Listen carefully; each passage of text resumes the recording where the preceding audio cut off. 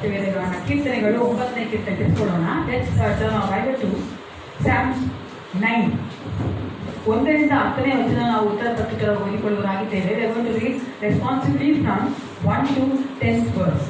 1ರಿಂದ 9ನೇ ವಚನ ನಾವು ಉತ್ತರ ಪತ್ರಿಕೆ ಓದಿಕೊಳ್ತೇವೆ. 10ನೇ ವಚನ ಒಟ್ಟಾಗಿ ಎಲ್ಲರೂ ಸೇರಿ ಓದುವವರಾಗಿದ್ದೇವೆ. ಕೀರ್ತನೆಗಳು 9ನೇ ಕೀರ್ತನೆ ಮೊದಲನೆಯ ವಚನವನ್ನು ನೀವು ಸಭಿಕರು ಓದಬೇಕಾದ್ರೆ 2ನೇ ವಚನ ನಾವು ಸ್ಟೇಜ್ ಮೇಲೆ ಓದ್ತೇವೆ. ಅದೇ ರೀತಿ 10ನೇ ವಚನ ಎಲ್ಲರೂ ಸೇರಿ ಓದುವವರಾಗಿದ್ದೇವೆ. ಕೀರ್ತನೆಗಳು 9ನೇ ಕೀರ್ತನೆ ಮೊದಲನೇ ವಚನ.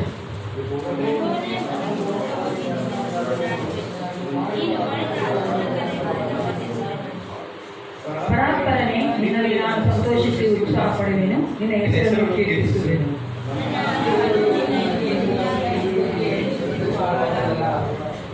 ನನ್ನ ವಾಕ್ಯದಲ್ಲಿ ನ್ಯಾಯವನ್ನು ಸ್ಥಾಪಿಸಿ, ನೀನು ಅಸಹ್ಯವಾಗಿ ನೀತಿಯಿಂದ ನ್ಯಾಯವನ್ನು ನಿರ್ಣಯಿಸುತ್ತಿ.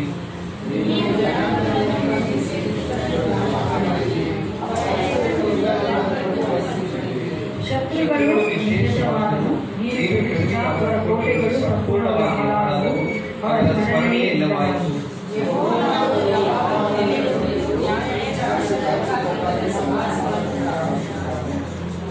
ಆತನೇ ನೀತಿಗನುಸಾರವಾಗಿ ಲೋಕಕ್ಕೆ ನ್ಯಾಯ ತೀರಿಸುವನು, ಆತನ ಜನಾಂಗಗಳಿಗೆ ಸತ್ಯವಾಗಿ ನ್ಯಾಯ ಕೊಡುವನು.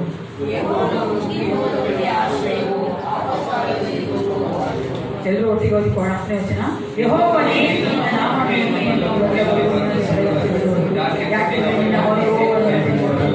ಕೈ ಬಿಡುವವನಲ್ಲ. ಹೌದು ಪ್ರಿಯರೇ, ಯೆಹೋವನು ಕುಗ್ಗಿ ಹೋದವರಿಗೆ ಆಶ್ರಯವೂ ಆಪತ್ಕಾಲದಲ್ಲಿ ದುರ್ಗವೂ ಆಗಿರುವನು. ನಾವು ಅನುಭವಿಸಿದ್ದೇವೆ. ಕಾಲ ದಿನಗಳನ್ನ ಆಪತ್ತಲ್ಲಿದ್ದಾಗ, ನಮಗೆ ಕಷ್ಟ ಇದ್ದಾಗ, ಕಣ್ಣೀರಿದ್ದಾಗ, ನೋವಿದ್ದಾಗ, ನಮಗೆ ಅನಾರೋಗ್ಯ ಇದ್ದಾಗೆಲ್ಲ ದೇವರು ನಮಗೆ ಆಶ್ರಯ ಗಿರಿಯಾಗಿದ್ದು ನಮ್ಮನ್ನು ಆತನ ದುರ್ಗವಾಗಿದ್ದು ನಡೆಸ್ಕೊಂಡು ಬಂದಿದ್ದಾನೆ. ಹಾಲೆಲೂಯಾ. ಅಂತಹ ದೇವರು ನಾವು ಸ್ತೋತ್ರ ಮಾಡಲು, ಆತನ ಮನೆ ಪಡಿಸುವುದಕ್ಕಾಗಿ ಆತನ ವಾಕ್ಯವನ್ನು ಕೇಳ್ತಾ ಬಂದಿದ್ದೇವೆ. ನಮ್ಮನ್ನೇ ಒಪ್ಪಿಸಿಕೊಡೋಣ. Let's give ourselves to him. ನಮ್ಮ ಹೃದಯಗಳನ್ನ, ನಮ್ಮ ಮನಸ್ಸುಗಳನ್ನ ಒಪ್ಪಿಸಿಕೊಳ್ಳೋಣ ಪ್ರಿಯರೇ. ನಾವು ಆತನನ್ನೇ ದೃಷ್ಟಿಸಿ ನೋಡುವಂತ ಮಕ್ಕಳಾಗಿ ಆತನ ಆರಾಧನೆ ಮಾಡೋಣ.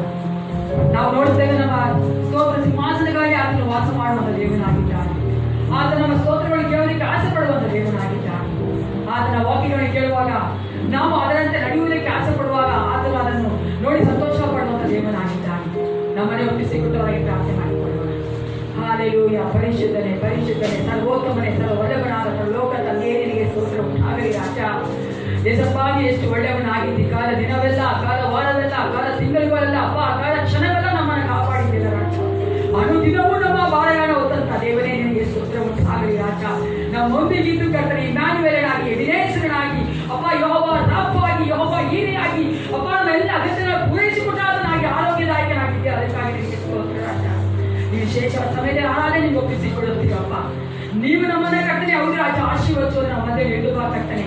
ನಿನ್ನ ಮಹಿಮೆಗಾಗಿ ಪ್ರತಿಯೊಂದು ಭಾಗದಲ್ಲಿ ನೀನಿದ್ದು ಕರ್ತನೆ ನಮ್ಮ ನಡೆಸಿಕೊಡಬೇಕೆಂದು ಯೇಸು ಕ್ರಿಸ್ತನ ನಾಮದಲ್ಲಿ ಪ್ರಾರ್ಥನೆ ಒಳ್ಳೆಯುತ್ತದೆ. ಆಮೆನ್. ನಮ್ಮನ್ನು ಬಲಪಡಿಸುವಂತಹ ದೇವರ ಒಂದು ಧೈರ್ಯದಲ್ಲಿ ನಿಲ್ಲುವುದಕ್ಕಾಗಿ ಬಂದಿದ್ದೇವೆ ಪ್ರಿಯರೇ. ಅದಕ್ಕಾಗಿ ನಾವು ನೀನೇ ನನ್ನ ಆಶ್ರಯ ಆಟ ಮೂಲಕವಾಗಿ ನಾವು ಆತನಿಗೆ ಸ್ತೋತ್ರ ಮಾಡೋಣ. ನೀನೇ ನನ್ನ ಆಶ್ರಯವು, ನೀನೇ ನನ್ನ ಕೋಟೆಯು, ನೀನೇ ನನ್ನ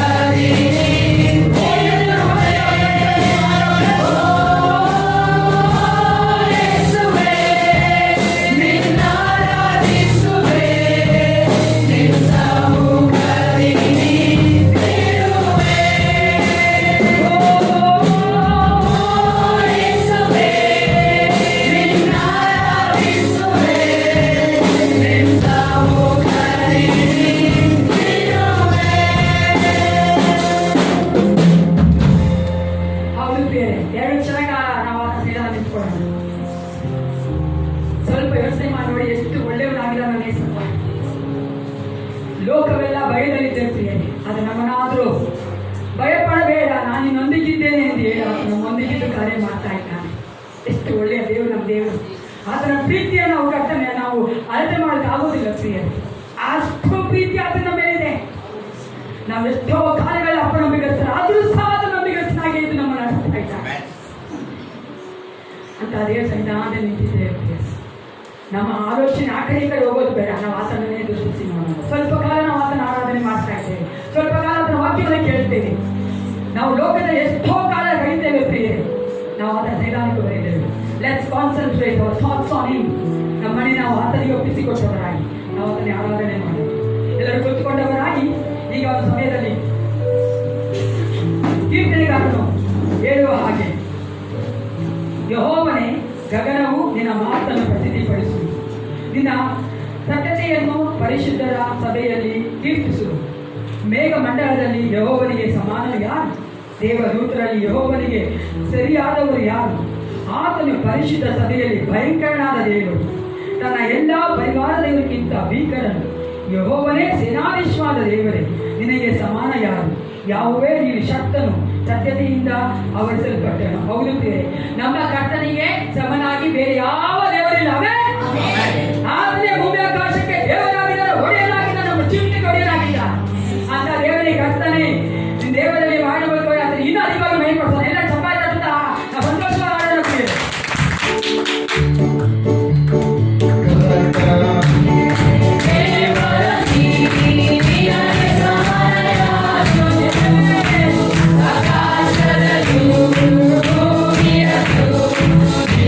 Samana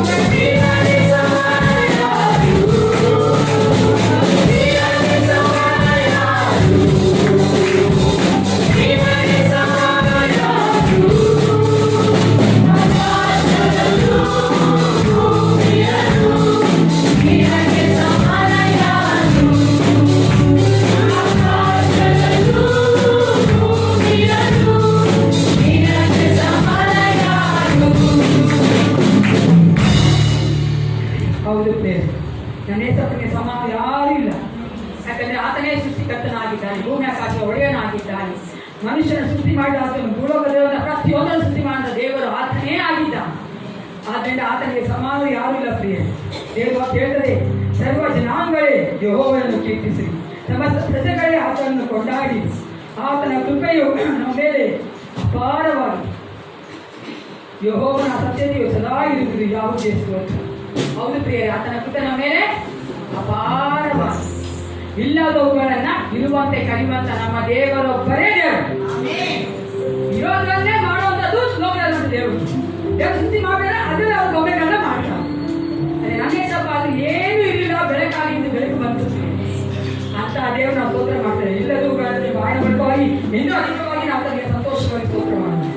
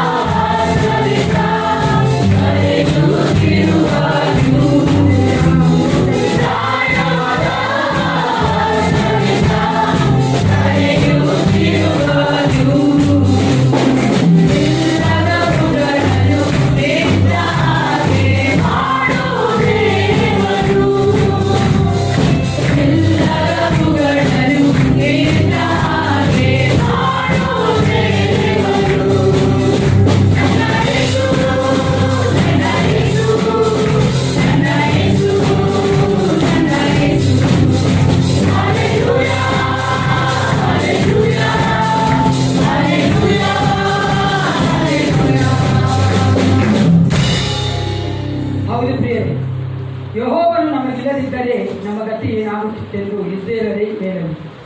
ನರರು ನಮಗೆ ವಿರುದ್ಧವಾಗಿ ಎದ್ದಾಗ ಯೆಹೋವನು ಇಲ್ಲದಿದ್ದರೆ ನಿಶ್ಚಯವಾಗಿ ಅವರು ಕೋಪದಿಂದ ಉರಿಗೊಂಡು ನಮ್ಮನ್ನು ಜೀವಸಹಿತ ಮುಗಿಬಿಡುತ್ತಿತ್ತು.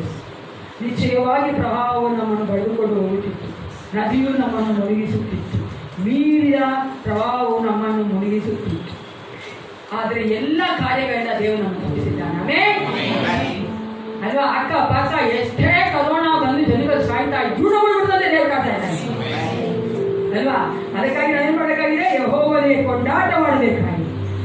ನನಗಾಗಿ ಯುದ್ಧ ಮಾಡುವ ಕರ್ತನೆ ಬಾಣಿ ಮೂಲಕವಾಗಿ ನಾವು ದೇವರಿಗೆ ನನಗಾಗಿ ಯುದ್ಧ ಮಾಡಿದೆ, ದೇವರಿದ್ದಾನೆ, ಭಯ ನಮಗೆ ಇಲ್ಲ.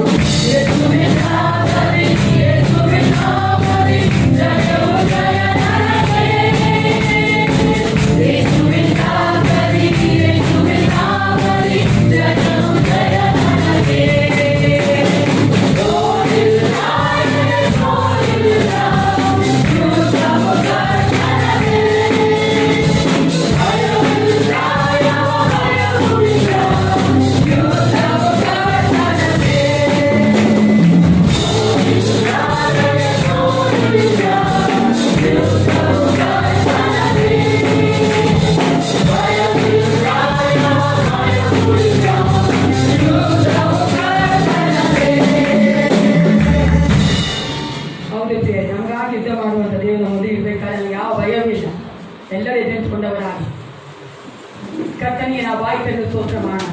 ಸ್ವಲ್ಪ ನೆನೆಸಿ ನೋಡಿ, ಕಾಲದ ನಿಮಿಷಗಳಿಂದ, ಕಾಲ ದಿನಗಳಿಂದ, ಕಾಲ ಗಂಟೆಗಳ ದೇವರನ್ನು ಕಾಯ್ತಾ ಇದ್ದಾನೆ. ಎಷ್ಟು ಭಯಂಕರ ದಿನಗಳ ನಾವು ವಾಸ ಮಾಡ್ತಾ ಇದ್ದೇವೆ ನಿಮ್ಗೆಲ್ಲರೂ ಗೊತ್ತು ಪ್ರಿಯರೇ. ಹೊರಗಡೆ ಬರಕ್ಕೆ ಜನ ಭಯಪಡ್ತಾರೆ, ಆದರೆ ನಮ್ಮನ್ನಾದ್ರೂ ದೈನಾನಿಕ ಸಂತೋಷ ಕರ್ಕೊಂಡ್ಬಂದಿದ್ದಾರೆ. ಎಲ್ಲರೂ ಬಾಯಿ ತೆರೆದು ಸ್ತೋತ್ರ ಮಾಡೋಣ. ದೇವರು ನಮ್ಮ ಜೀವಿತದಲ್ಲಿ ಮಾಡುವಂಥ ಎಲ್ಲ ಉಪಕಾರ ನೆನೆಸಿ ನೋಡಿ ಪ್ರಿಯರೇ, ಯಾರು ಬಾಯಿ ಕೊಡ್ಬೇಕಾದ ಸಾಧ್ಯವಿಲ್ಲ. We have to open our mouth and give praises and thanks to Him because He has done so much for us. He has filled us with His joy. He has filled us with His love. ಎಲ್ಲರ ವ್ಯಕ್ತಿಕೊಡ್ತಾನೆ ಅಪ್ಪ, ನಿನ್ನ ಒಳ್ಳೆತನಕ್ಕೆ ನಿನಗೆ ಸ್ತೋತ್ರ. ನಮಗೆ ಹಾಗೆ ಅದಕ್ಕಾಗಿ ನಿನಗೆ ಸ್ತೋತ್ರ. ಮಹಿಳೆ ನಿನಗೆ ಮಹತ್ವ, ನಿನಗೆ ರಾಜಾದಿರಾಜನೇ ಕರ್ತಾಧಿಕತೆ ನಿನಗೆ ಸ್ತೋತ್ರ. ಮಹೋನ್ನತನೇ ನಿನಗೆ ಸ್ತೋತ್ರ ಉಂಟಾಗಲಿ. ಏಸಪ್ಪ, ನೀನು ಒಳ್ಳೆಯವನೇ ಕರ್ತನೇ ನಿನಗೆ ಸ್ತೋತ್ರ. Hallelujah.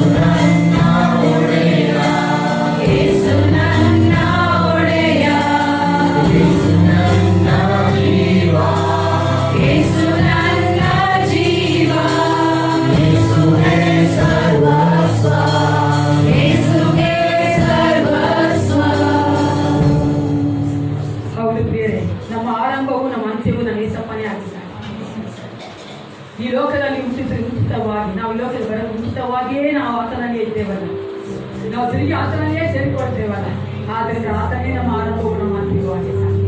ಇನ್ನೂ ಅಧಿಕವಾಗಿ ನಾವು ಆತನಿಗೆ ಆರಾಧನೆ ಮಾಡೋಣ ಪ್ರಿಯರೇ. ಆತನ ಒಂದು ಒಳ್ಳೆಯತನ ನೆನೆಸಿ ನೋಡಿ. ನಮ್ಮೊಂದಿಗಿರುವಂಥ ಇಮ್ಯಾನ್ಯುವೇಲ್ ಆತ ಎಷ್ಟು ಒಳ್ಳೆಯವನಾಗಿ ನಮ್ಮನ್ನು ಕಾಯ್ತಾ ಇದ್ದಾನೆ ಪ್ರಿಯರೇ. ಪ್ರತಿದಿನ ನಮ್ಮೊಂದಿಗಿದ್ದಾನಲ್ಲ. ನಾವು ಹೋಗುವಾಗಲೂ ಬರುವಾಗ ನಮ್ಮೊಂದಿಗಿದ್ದು ಆಲೋಚನೆ ಕೊಡ್ತಾ ಇದ್ದಾನೆ. ನಾವು ನಡೆಯುವಂಥ ಮಾರ್ಗವನ್ನು ತೋರಿಸ್ತಾ ಇದ್ದಾನಲ್ಲ. ಹಾಲೆಲೂಯಾ, ಸ್ತೋತ್ರ, ಸ್ತೋತ್ರ. Thank you, Holy Spirit. Thank you, Father.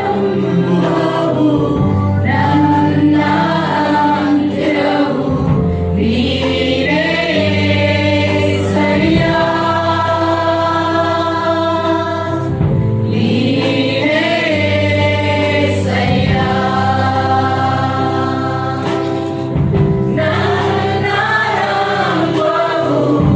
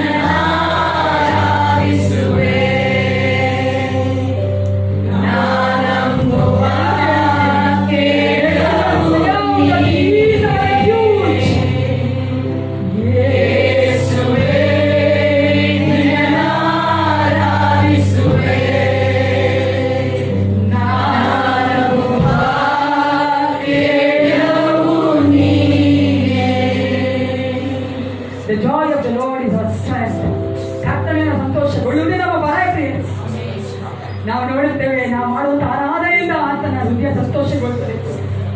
ನಾವು ಮಧ್ಯದಲ್ಲಿ ಆತನ ಸಿಂಹಾಸನೂಢನಾಗಿದ್ದಾನೆ. He is enthroned in the midst of us to receive all our praises and worship. ಆತನೊಬ್ಬನೇ ಯೋಗ್ಯನಾಗಿದ್ದಾನೆ.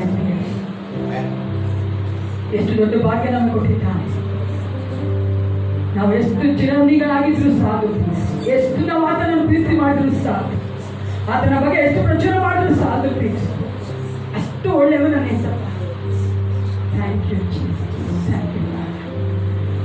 ಪರಿಚಿತನೇ ನಿಂದಿಸ್ತುಂಟಾಗಲಿ ಅಪಾನ ಮೇಲೆ ಸ್ತುತಿಸ್ತೋದ್ರ ಗಣ ಮಾನ ಮಹಿಮೆಯನ್ನು ನಾನು ಹೊಂದಿಕೊಂಡಿದ್ದಕ್ಕಾಗಿ ನಿಮಗೆ ಬೇಸಿಕ ನಾಮದಲ್ಲಿ ಸ್ತೋತ್ರಗಳ ಸಲ್ಲಿಸುತ್ತೆ. ಒಳ್ಳೆಯುತ್ತದೆ. ಮತ್ತೆ ವೇದಗಾನ ಮೊದಲನೆಯ ಪೇತ್ರನು 4ನೇ ಅಧ್ಯಾಯ. Let's Bible to 1 Peter chapter 4. ಪೇತ್ರನು ಬರೆದಂತಹ ಮೊದಲನೆಯ ಪತ್ರಿಕೆ 4ನೇ ಅಧ್ಯಾಯದಲ್ಲಿ 1ರಿಂದ 6ನೇ ವಚನ ಓದಿಕೊಳ್ತಾ ಇದ್ದೇವೆ. We are going to read from verses 1 to 6. 1 Peter chapter 4 1 to 6. ನಮ್ಮಲ್ಲಿರುವಂಥ joys sister ಅವರು ಓದಬೇಕು ಹೇಳ್ಕೊಳ್ತೇನೆ. 1 Peter chapter 4 verses 1 to 6. 1 ಪೇತ್ರ 4ನೇ ಅಧ್ಯಾಯ 1ರಿಂದ 6.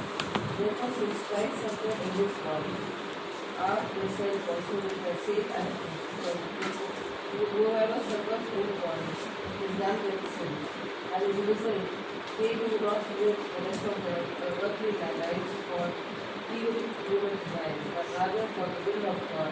For you have spent enough time in the past doing what they could choose to do, living in lust, drinking, abuse, detestable adultery. They are surprised that you do not join them in this sickness while living and abuse on you. But they will have to give an account to him who is ready to judge the living and the dead. For this is the reason the gospel was preached even to those who are found dead, so that they might be judged according to human standards in regard to the body, that live according to God in regard to the spirit. ದೇವರ ವಾಕ್ಯ ಆಶೀರ್ವದಿಸಲಿ. ಎದುರು ಕೂತ್ಕೊಳ್ಳೋಣ. ಈಗ ನಾವು ದೇವರ ಕಾಣಿಕೆಗೆ ಹೋಗ್ತಾ ಇದ್ದೇವೆ.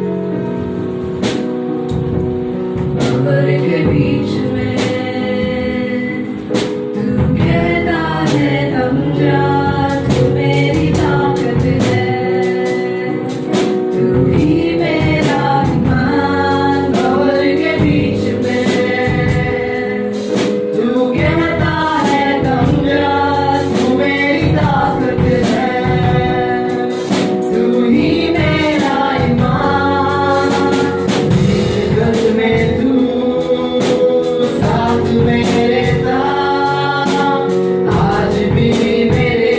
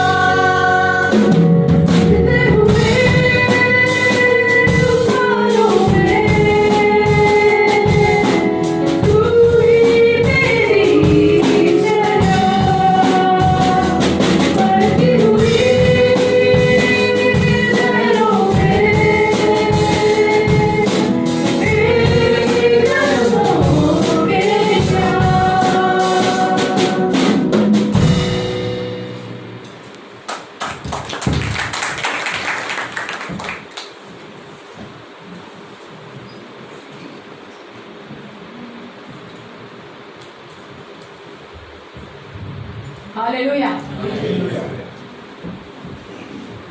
ಇವತ್ತು ನಾವು ದೇವರಿಗೆ ಕಾಣಿಕೆಗೋಸ್ಕರವಾಗಿ ಪ್ರಾರ್ಥನೆ ಮಾಡುವುದಾಗಿದ್ದೇವೆ. ಅದೇ ರೀತಿಯಾಗಿ ಈ ಒಂದು ವಾರದಲ್ಲಿ ಜನ್ಮದಿನ ಆಚರಿಸಿಕೊಳ್ಳುವಂಥ ಯಾರಾದರೂ ದಯವಿಟ್ಟು ನಿಂತುಕೊಂಡು ಹೇಳ್ಕೊಳ್ತೇನೆ. ಈಗ going to celebrate the birthdays in this week. Please stand up so that we can pray for you. ನಿಂತುಕೊಂಡಾಗ ನಿಮಗಾಗಿ ನಾವು ಪ್ರಾರ್ಥನೆ ಮಾಡೋದಾಗಿದ್ದೇವೆ. ಅದೇ ರೀತಿಯಾಗಿ ಮ್ಯಾರೇಜ್ ಆನಿವರ್ಸರಿಗಳು ಅಂದರೆ ಮದುವೆ ದಿನಗಳ ಮ್ಯಾರೇಜ್ ಆನಿವರ್ಸರಿ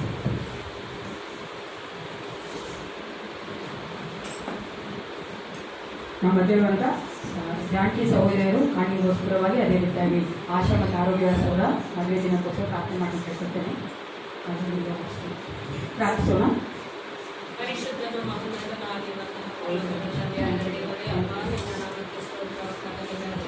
ನೀರಿನ ಪರಿಶುದ್ಧ ದಿನಕ್ಕಾಗಿ ನಿಮಗೆ ಸ್ತೋತ್ರ ಸಲ್ಲಿಸುತ್ತೇವೆ ಸ್ವಾಮಿ.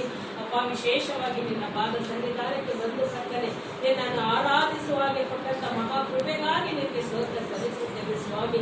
ಕರ್ತನೆ, ಈ ದಿನ ನಾವು ಜೀವಂತವಾಗಿ ಉಳಿದಿರುವುದು ಸ್ವಾಮಿ, ಅದು ನಿನ್ನ ಶುದ್ಧ ಕೃಪೆಯಾಗಿದೆ. ಅದಕ್ಕಾಗಿ ನಿಮಗೆ ಸ್ತೋತ್ರ ಸಲ್ಲಿಸುತ್ತೇವೆ ಸ್ವಾಮಿ. ಅಪ್ಪ, ವಿಶೇಷವಾಗಿ ಕರ್ತನೆ ಈ ಸಮಯದಲ್ಲಿ ಕರ್ತನೆ ಅಪ್ಪ ನಿನ್ನ ಆಲಯಕ್ಕೆ ಬಂದು ಕರ್ತನೆ ತಮ್ಮ ದಶಮಾಂಶಗಳನ್ನು ಹಾಗೂ ಕಾಣಿಕೆಯನ್ನು ಕೊಟ್ಟಿರುವ ಪ್ರತಿಯೊಂದು ಕೈಗಳನ್ನು ಸ್ವಾಮಿ ನಿನ್ನ ಕರೆಗಳಲ್ಲಿ ಒಪ್ಪಿಸಿ ಕೊಡುತ್ತಾ ಇದ್ದೇನೆ ಸ್ವಾಮಿ. ಸಂತೋಷವಾಗಿ ಕೊಡುವವನ ಮೇಲೆ ನನಗೆ ಪ್ರೀತಿ ಉಂಟು ಎಂಬುದಾಗಿ ಹೇಳಿದೆ. ಅದಕ್ಕಾಗಿ ಸ್ತೋತ್ರ ಸ್ವಾಮಿ. ಅಪ್ಪ, ನಿನ್ನ ರಾಜ್ಯದ ಅಭಿವೃದ್ಧಿಗಾಗಿ ಕೊಡುತ್ತಿರುವ ಎಲ್ಲ ಕಾಣಿಕೆಗಳನ್ನು ವಿಶೇಷವಾಗಿ ಆಶೀರ್ವದಿಸಬೇಕೆಂಬುದಾಗಿ ಬೇಡಿಕೊಳ್ಳುತ್ತೇವೆ ಸ್ವಾಮಿ. ನಿನ್ನ ಮಕ್ಕಳು ಕೈಟ್ ಮಾಡುವ ಎಲ್ಲ ಪ್ರಯಾಸಗಳನ್ನು ಆಶೀರ್ವದಿಸಿ ಸ್ವಾಮಿ. ಕೀರ್ತನೆ 128 2ನೇ ವಾಕ್ಯ ಹೇಳುತ್ತದೆ, ಅಪ್ಪ ನಿನ್ನ ಕಷ್ಟಾರ್ಜಿತವನ್ನು ನೀನೇ ಅನುಭವಿಸುವಿ, ನೀನು ಧನ್ಯನು, ನಿನಗೆ ಶುಭವಿರುವುದು ಎಂಬುದಾಗಿ ವಾಗ್ದಾನ ಮಾಡಿದೆ. ಸ್ತೋತ್ರ ಸ್ತೋತ್ರ ಉಂಟಾಗಲಿ ಕರ್ತನೆ. ಅಪ್ಪ, ಕಾಣಿಕೆ ಹಾಕುತ್ತಿರುವ ಕೈಗಳನ್ನು ಸಹ ನೀನು ಮುಟ್ಟಿ ಆಶೀರ್ವದಿಸು ಸ್ವಾಮಿ. ಮುಂದಿನ ದಿನಗಳಲ್ಲಿ ಕರ್ತನೆ ನಿನ್ನ ಸೇವೆಗೆಂದು ಕೊಡುವ ಹಾಗೆ ಅಪ್ಪ ನೀನೇ ಒಂದು ಮಾರ್ಗ ತೆರೆಯಬೇಕೆಂಬುದಾಗಿ ಬೇಡಿಕೊಳ್ಳುತ್ತೇವೆ ಸ್ವಾಮಿ. ಅಪ್ಪ, ಈ ಸಭೆಯಲ್ಲಿ ಕರ್ತನೆ ಈ ವಾರದಲ್ಲಿ ತಮ್ಮ ಜನ್ಮ ದಿನಗಳನ್ನು ಯಾರ್ಯಾರು ಆಚರಿಸಿಕೊಳ್ಳುತ್ತಿದ್ದಾರೆ ಸ್ವಾಮಿ, ಮದುವೆ ವಾರ್ಷಿಕೋತ್ಸವಗಳನ್ನು ಯಾರ್ಯಾರು ಆಚರಿಸಿಕೊಳ್ಳುತ್ತಿದ್ದಾರೆ ಸ್ವಾಮಿ, ಪ್ರತಿಯೊಬ್ಬರನ್ನು ನಿನ್ನ ಕರೆಗಳಲ್ಲಿ ಒಪ್ಪಿಸಿಕೊಡುತ್ತಾ ಇದ್ದೇನೆ ಸ್ವಾಮಿ. ಅವರ ಜೀವಿತಗಳನ್ನು ವಿಶೇಷವಾಗಿ ಆಶೀರ್ವದಿಸು ಸ್ವಾಮಿ. ಮುಂದಿನ ಅನೇಕ ವರ್ಷಗಳನ್ನು ಕಾಣುವ ಹಾಗೆ ಕೃಪೆ ತೋರಿಸಬೇಕೆಂಬುದಾಗಿ ಬೇಡಿಕೊಳ್ಳುತ್ತೇವೆ ಸ್ವಾಮಿ. ಕುಟುಂಬಗಳಲ್ಲಿ ಶಾಂತಿ ಸಮಾಧಾನವನ್ನು ದಯಪಾಲಿಸಬೇಕೆಂಬುದಾಗಿ ಬೇಡಿಕೊಳ್ಳುತ್ತೇವೆ ಕರ್ತನೆ. ವಿಶೇಷವಾಗಿ ಸಮಯದಲ್ಲಿ ಕರ್ತನೆ ಆಶಾ ಹಾಗೂ ಆರೋಗ್ಯ ದಾಸ್ ಅವರನ್ನು ನಿಮ್ಮ ಕರೆಗಳಲ್ಲಿ ಒಪ್ಪಿಸಿಕೊಡುತ್ತಾ ಇದ್ದೇನೆ ಅಪ್ಪ. ಈ ವಾರದಲ್ಲಿ ಅವರು ಸ್ವಾಮಿ ತಮ್ಮ ಮದುವೆಯ ವಾರ್ಷಿಕೋತ್ಸವವನ್ನು ಹೌದು ಕರ್ತನೆ ಆಚರಿಸಿಕೊಳ್ಳಬೇಕೆಂದಿರುವಾಗ ಸ್ವಾಮಿ ನಿನ್ನ ಕೃಪೆಯು ನಿನ್ನ ಆಶೀರ್ವಾದವ ಮಕ್ಕಳ ಮೇಲೆ ಇರಲಿ ಕರ್ತನೆ. ಕುಟುಂಬವನ್ನು ಇನ್ನೂ ಹೆಚ್ಚಾಗಿ ಆಶೀರ್ವದಿಸು ಸ್ವಾಮಿ.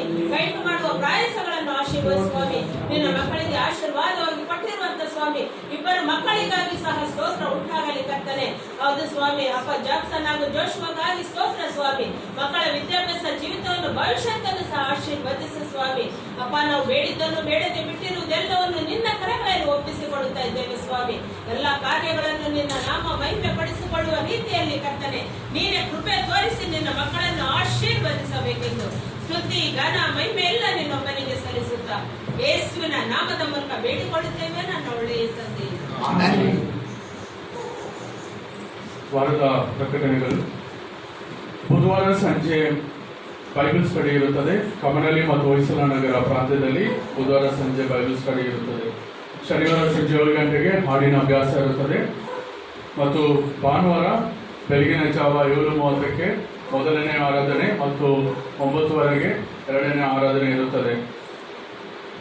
ವಿಶೇಷವಾಗಿ 2 ಪ್ರಕಟಣೆಗಳು. ಜುಲೈ 1ನೇ ತಾರೀಕು ಬುಧವಾರ, ಅದು ಇನ್ನೊಂದು ವಾರ ಇದೆ, ಬಟ್ ಈಗಲೇ ಇನ್ನೊಂದು ಅನೌನ್ಸ್ ಮಾಡ್ತೀನಿ. ಜುಲೈ ಮೊದಲನೇ ದಿನದಂದು, ಅದು ಬುಧವಾರ ಬೆಳಗಿನ ಜಾವ 6 ಗಂಟೆಗೆ ನಮ್ಮ ಒಂದು ಸಭೆಯಲ್ಲಿ ತಿಂಗಳ ಮೊದಲನೆಯ ದಿನದ ಒಂದು ಆರಾಧನೆ ಇರುತ್ತದೆ. ನೀವು ಇದನ್ನು ಗಮನದಲ್ಲಿ ಇಟ್ಕೊಳ್ಬೇಕಾಗಿ ಕೇಳ್ಕೊಳ್ತೀನಿ. ಮತ್ತು ಜುಲೈ 4ನೇ ತಾರೀಕು ಶನಿವಾರ ಪಾಸ್ಟರ್ಸ್ ಕಮಿಟಿ ಮೀಟಿಂಗ್ ಇರುತ್ತದೆ. ಸೊ ಅದು ಸಭಾಪಾಲನ ಸಮಿತಿ ಜುಲೈ 4 ಶನಿವಾರ 4:30ಕ್ಕೆ ಸಂಜೆ ಸಭಾಪಾಲನ ಸಮಿತಿ ಇರುತ್ತದೆ.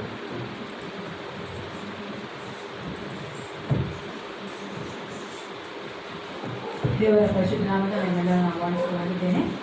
ಇವತ್ತು ವಿಶೇಷವಾದ ದಿನವಿದೆ. ನಿಮಗೆಲ್ಲರೂ ಗೊತ್ತಿರ್ಬೋದು, ಇವತ್ತೇನು ದಿನ? Father's day. ನಮ್ಮ ಸಭೆಯಲ್ಲಿ ಯಾರೆಲ್ಲ ಫಾದರ್ಗಳಿದ್ರು ದಯವಿಟ್ಟು ಹೆಸರುಕೊಂಡು ಹೇಳ್ಕೊಳ್ತೇನೆ. Those of fathers please stand up so that we can pray for you. ನಮ್ಮ ದೇವರಂತ ಮೋಹನ್ ರಾಜ್ ಅವರು ಮುಂದೆ ಬಂದು ಎಲ್ಲ ಫಾದರ್ಸ್ಗಳಿಗೋಸ್ಕರವಾಗಿ ಅವರು ಸಹ ಫಾದರೇ, ಸೊ ಅವರು ಸಹ ಪ್ರಾರ್ಥನೆ ಮಾಡ್ಕೊಳ್ಬೇಕಂತ ಅನ್ಕೊಳ್ತೇನೆ.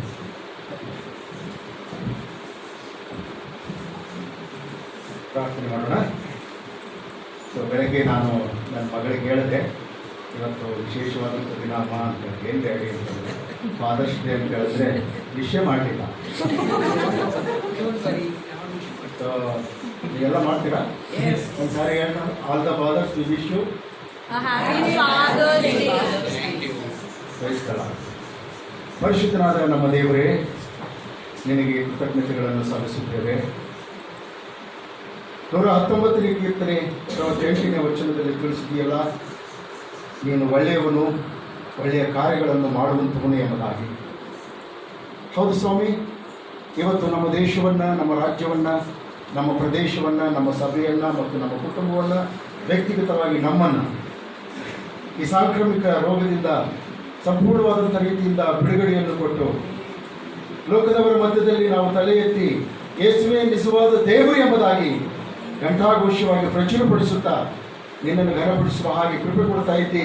ಅದಕ್ಕಾಗಿ ನಾವು ನಿನಗೆ ವಂದನೆಗಳನ್ನು ಸಲ್ಲಿಸುತ್ತೇವೆ. ಕರ್ತನಾದ ದೇವರೇ, ಈ ಲೋಕವನ್ನು ಸೃಷ್ಟಿ ಮಾಡಿ ಸೃಷ್ಟಿಯನ್ನು ಪರಿಪಾಲನೆ ಮಾಡುವುದಕ್ಕೋಸ್ಕರವಾಗಿ ಮೊಟ್ಟ ಮೊದಲನೇದಾಗಿ ನೀನು ನಿನ್ನ ಹೋಲಿಕೆಯಲ್ಲಿ, ನಿನ್ನ ಸ್ವರೂಪದಲ್ಲಿ ಸರಿಯಾದಂಥ ರೀತಿ ಮನುಷ್ಯನನ್ನು ಉಂಟು ಮಾಡಿದಿ ಸ್ವಾಮಿ. ಆ ಮನುಷ್ಯನಿಗೆ ಆದಾಮ ಎಂಬುದಾಗಿ ಹೆಸರಿಟ್ಟು ಕರ್ತನೆ. ಆದಾಮ ಎಂಬುದಾಗಿ ಹೇಳುವಾಗ ಮಣ್ಣಿನಿಂದ ಮಾಡಲ್ಪಟ್ಟಂಥ ವ್ಯಕ್ತಿ ಎಂಬುದಾಗಿ, ಮಣ್ಣಿನಲ್ಲಿ ಉಸಿರುವುದಾಗಿ, ಹೌದು, ಮಣ್ಣಿನಲ್ಲಿ ಉಸಿರನ್ನು ಹಾಕಿ ಬದುಕುವ ಪ್ರಾಣಿಯನ್ನಾಗಿ ಮಾಡಿದಂಥವನಾದ ನೀನು ಅವನಿಗೆ ಬಾಳ ಸಂಗಾತಿಯನ್ನಾಗಿ ಅವಳನ್ನು ದಯಪಾಲಿಸಿಕೊಟ್ಟು ಇಬ್ಬರನ್ನ ಗಂಡ ಹೆಂಡತಿಯರನ್ನಾಗಿ ಒಂದುಗೂಡಿಸಿ ಅವರ ದಾಂಪತ್ಯದ ಮೂಲಕವಾಗಿ ಮೊಟ್ಟ ಮೊದಲನೇದಾಗಿ ಕಾಯಿನನನ್ನು, ಎರಡನೇದಾಗಿ ಹೇಬೆಲನನ್ನು, ಮೂರನೇದಾಗಿ ಸೇತನನ್ನು, ಹೀಗೆ ಅನೇಕ ಗಂಡು ಹೆಣ್ಣು ಮಕ್ಕಳನ್ನು ಈ ಲೋಕದಲ್ಲಿ ನೀನು ಬರಮಾಡಿದೆ. ಅದಕ್ಕಾಗಿ ನಿನಗೆ ಸ್ತೋತ್ರ ಸಲ್ಲಿಸುತ್ತೇವೆ. ಹೀಗೆ ಕರ್ತನೆ, ತಂದೆ ತಾಯಿಗಳ ಒಂದು ಜೀವಿತ ಅದು ಏನೇನು ತೋಟದಿಂದ ಪ್ರಾರಂಭವಾದಂಥದ್ದಾಗಿ ಈಗಲೂ ಸಭೆಯ ಮೂಲಕವಾಗಿ ಮುಂದುವರಿಯುತ್ತಾ ಕರ್ತನಾದಂಥ ನೀನು ಬರುವಂಥ ಸಮಯದವರೆಗೂ ಅದು ಹಾಗೆಯೇ ಸತತವಾಗಿ ನಡೆದುಕೊಂಡು ಹೋಗುವಂಥದ್ದಾಗಿದೆ. ಅದಕ್ಕಾಗಿ ನಿನಗೆ ವಂದನೆ ಸಲ್ಲಿಸುತ್ತೇವೆ. ಹೇಗೂ ಈ ಸಂದರ್ಭದಲ್ಲಿ ನಾವು ತಂದೆಗಳನ್ನು ಸಂಪೂರ್ಣವಾಗಿ ನಿನ್ನ ಸಮ್ಮುಖದಲ್ಲಿ ಜ್ಞಾಪಕ ಮಾಡಿಕೊಳ್ಳುವಂತೆ ಕೊಟ್ಟಂಥ ಒಳ್ಳೆಯ ಕೃಪೆಗಾಗಿ ನಿನಗೆ ವಂದನೆಗಳನ್ನು ಸಲ್ಲಿಸ್ತೇವೆ ಸ್ವಾಮಿ.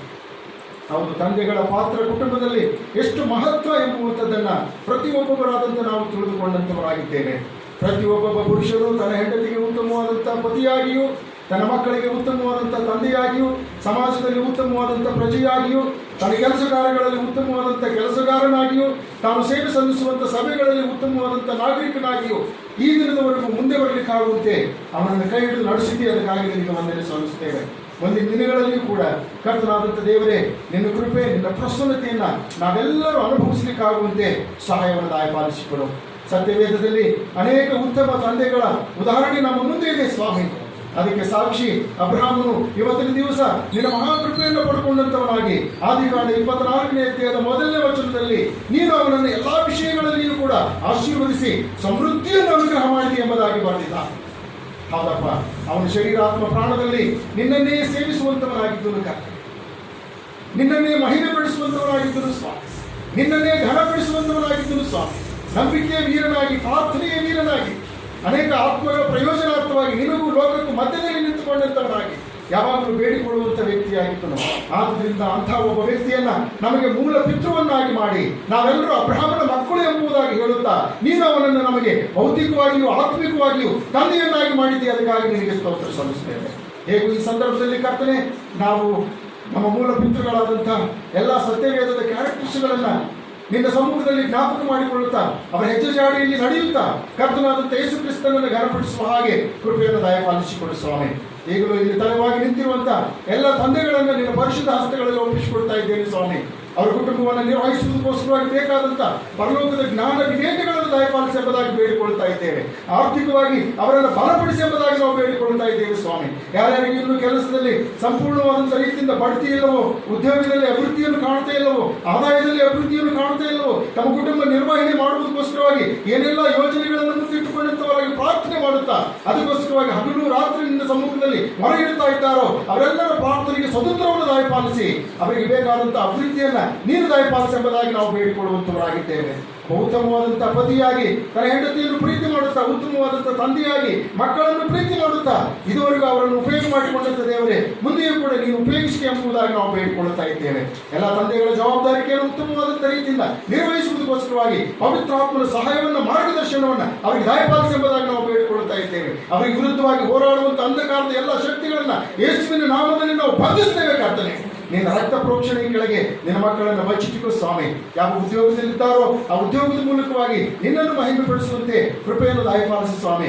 ಹೌದಪ್ಪ, ಈ ಲೋಕದಲ್ಲಿ ಅನೇಕ ಜನರು ಇವತ್ತು ಕ್ರೈಸ್ತರನ್ನು ನೋಡ್ತಾ ಇದ್ದಾರೆ ಸ್ವಾಮಿ. ಕ್ರೈಸ್ತರ ಜೀವಿತದ ಮೂಲಕವಾಗಿ ನಮಗೆ ಆಶೀರ್ವಾದವೇನಾದರೂ ಉಂಟೋ ಎಂಬುದಾಗಿ ಎದುರು ನೋಡ್ತಾ ಇದ್ದಾರೆ ಸ್ವಾಮಿ. ಆದ್ದರಿಂದ ತಂದೆಗಳಾದಂತೆ ನಾವು ಯಾವ್ಯಾವ ಸ್ಥಳಗಳಲ್ಲಿ ಕೆಲಸ ಮಾಡ್ತಾ ಇದ್ದೇವೋ, ಯಾವ್ಯಾವ ಪ್ರಕಾರದ ಕೆಲಸಗಳನ್ನು ಮಾಡ್ತಾ ಇದ್ದೇವೋ, ಆ ಎಲ್ಲ ಕೆಲಸಗಳ ಮಧ್ಯದಲ್ಲಿಯೂ, ಆ ಎಲ್ಲ ಸೇವೆಗಳ ಮಧ್ಯದಲ್ಲಿಯೂ ನಾವು ನಿನಗೆ ಸ್ವಾಮಿ ಸಂಪೂರ್ಣವಾದಂಥ ರೀತಿಯಿಂದ ಸಾಕ್ಷಿ ಕೊಡಲಿಕ್ಕಾಗುವಂತೆ ಕೃಪೆ ಕೊಡು. ಲೋಕಕ್ಕೆ ಬೆಳಕಾಗಿ ಭೂಮಿಗೆ ಉಪ್ಪಾಗಿದ್ದು ಜೀವಿಸಲಿಕ್ಕಾಗುವಂತೆ ಸಹಾಯವನ್ನು ದಯಪಾಲಿಸು. ತಂದೆಗಳಿಗೆ ವಿರುದ್ಧವಾಗಿ ಹೇಳುವಂತ ಎಲ್ಲ ನಾಲಿಗೆಗಳನ್ನು ಯೇಸುವಿನ ನಾಮದಲ್ಲಿ ನೀನು ಮುಚ್ಚಿ ಹಾಕೆಂಬುದಾಗಿ ನಾವು ಬೇಡಿಕೊಳ್ತಾ ಇದ್ದೇವೆ ಸ್ವಾಮಿ. ಮಕ್ಕಳು ತಂದೆ ತಾಯಿಗಳಿಗೆ ವಿಧೇಯರಾಗಲಿಕ್ಕಾಗುವಂತೆ, ಅವರ ಪತ್ನಿಯರು ತಮ್ಮ ಯಜಮಾನರಿಗೆ ವಿಧೇಯರಾಗಲಿಕ್ಕಾಗುವಂತೆ ನಿನ್ನ ವಾಕ್ಯದಲ್ಲಿ ತಿಳಿಸಿದ ಪ್ರಕಾರವಾಗಿ ಗಂಡ ಹೆಂಡತಿಯರಿಬ್ಬರು ನಿನ್ನ ನಾಮವನ್ನು ಅರಿತಂತವರಾದ ಕಾರಣ ನಿನ್ನ ಪ್ರೀತಿಯಲ್ಲಿ ಲೀನವಾಗಿ ಜೀವಿಸಲಿಕ್ಕಾಗುವಂತೆ ಕೃಪೆಯನ್ನು ದಯಪಾಲಿಸು ಸ್ವಾಮಿ. ಹೀಗೆ ನಿನ್ನ ಮಕ್ಕಳ ಜೀವಿತವು ಮುಂದಿನ ಎಲ್ಲಾ ದಿನಗಳಲ್ಲಿಯೂ ಕೂಡ ನಿನ್ನ ಕೃಪಾಹಸ್ತದಲ್ಲಿ ಬಚ್ಚಿಟ್ಟುಕೊಂಡು ಅವರನ್ನ ನಿನ್ನ ಮಹಿಮೆಗಾಗಿ ಜೀವಿಸುವುದಕ್ಕಾಗಿ ನೀನು ತಾನೇ ಕೈ ಹಿಡಿದು ನಡೆಸಿ ಎಂಬುದಾಗಿ ಈ ಪ್ರಾರ್ಥನೆಯನ್ನು ನಮ್ಮ ಕರ್ತನು ಒಡೆಯನೂ ಆದ ನಜರೇತಿನ ಯೇಸು ಕ್ರಿಸ್ತನ ನಾಮದಲ್ಲಿ ಅತಿ ವಿನಯದಿಂದಲೂ ಬಹು ತಾಳ್ಮೆಯಿಂದಲೂ ದೀನತೆಯಿಂದ ಬೇಡಿ ಹೊಂದಿದ್ದೇವೆ ನಮ್ಮ ತಂದೆಗೆ. ಆಮೆನ್.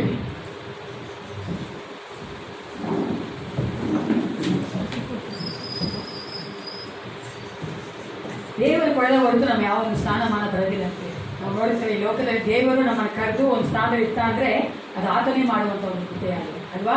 ನಮಗೆ ತಂದೆ ಸ್ಥಾನವನ್ನು ದೇವರು ಕೊಟ್ಟಿದ್ದಾನೆ. ನಮ್ಮ ಬಗ್ಗೆ ಅನೇಕ ತಂದೆಗಳಿದ್ದಾರೆ. ಎಲ್ಲಕ್ಕಿಂತ ನಮ್ಮನ್ನ ನೋಡಿಕೊಂಡು ದೊಡ್ಡ ತಂದೆ ನಮ್ಮ ಏಸಪ್ಪ ಇದ್ದಾನೆ ಅಲ್ವಾ. ಆತನ ಒಂದು ನನಗೆ ಈ ವಿಷಯ ನಾನು ಅವತ್ತೇ ನಿಮ್ಗೆ ಹೇಳಿದ್ದೀನಿ. ನಾನು ಡೇಸ್ ನೋಡೋದಿಲ್ಲ, ಅದೆಲ್ಲ ಬಂದಿರೋದು ವೆಸ್ಟರ್ನ್ ಕಂಟ್ರೀಸಿಂದ. Women's day, father's day, mother's day ಬಿಟ್ಟರೆ ಅವ್ರ ಚಿಲ್ಡ್ರನ್ಸ್ ಡೇ ಅಲ್ವಾ. ಅದು ಬಿಟ್ಟರೆ ನನಗೆ ಬೇರೆ ಡೇಗಳು ಬರ್ತೇನೆ. ಕೊರೋನಾ ಡೇ ಕೂಡ ಬಂದಿದೆ. ಅದಕ್ಕೋಸ್ಕರ ನಾನು ವಿಷಯ ಡೇಸ್ ನೋಡೋಲ್ಲ. ನಿಮ್ಮ ಮಕ್ಕಳು ಹೇಳ್ತಾರೆ ಇವತ್ತು ಫಾದರ್ಸ್ ಡೇ ಅಂತ. ಅದಕ್ಕೋಸ್ಕರ ನಾವು ಪ್ರಾರ್ಥನೆ ಮಾಡೋದಕ್ಕೆ ಯಾವುದೇ ಆದ್ರೂ ಪರವಾಗಿಲ್ಲ ಅಲ್ವಾ, ಪ್ರಾರ್ಥನೆ ಮಾಡ್ಬೋದು. ಅದಕ್ಕೋಸ್ಕರವಾಗಿ ನಾವು ಪ್ರಾರ್ಥನೆ ಮಾಡ್ತಾ ಇದ್ದೇವೆ. ಈಗ ನಮ್ಮ ಮಧ್ಯಲ್ಲಿರುವಂಥ ಸೈಮನ್ ಅವ್ರ ಮುಂದೆ ಬಂದು ವಾಕ್ಯ ಅಂತಾರೆ. ಟ್ರಾನ್ಸ್ಲೇಟ್ ಮಾಡೋದಕ್ಕೆ ನಮ್ಮ ಗಿರೀಶ್ ಬ್ರದರ್ ಮುಂದೆ ಬರಬೇಕು.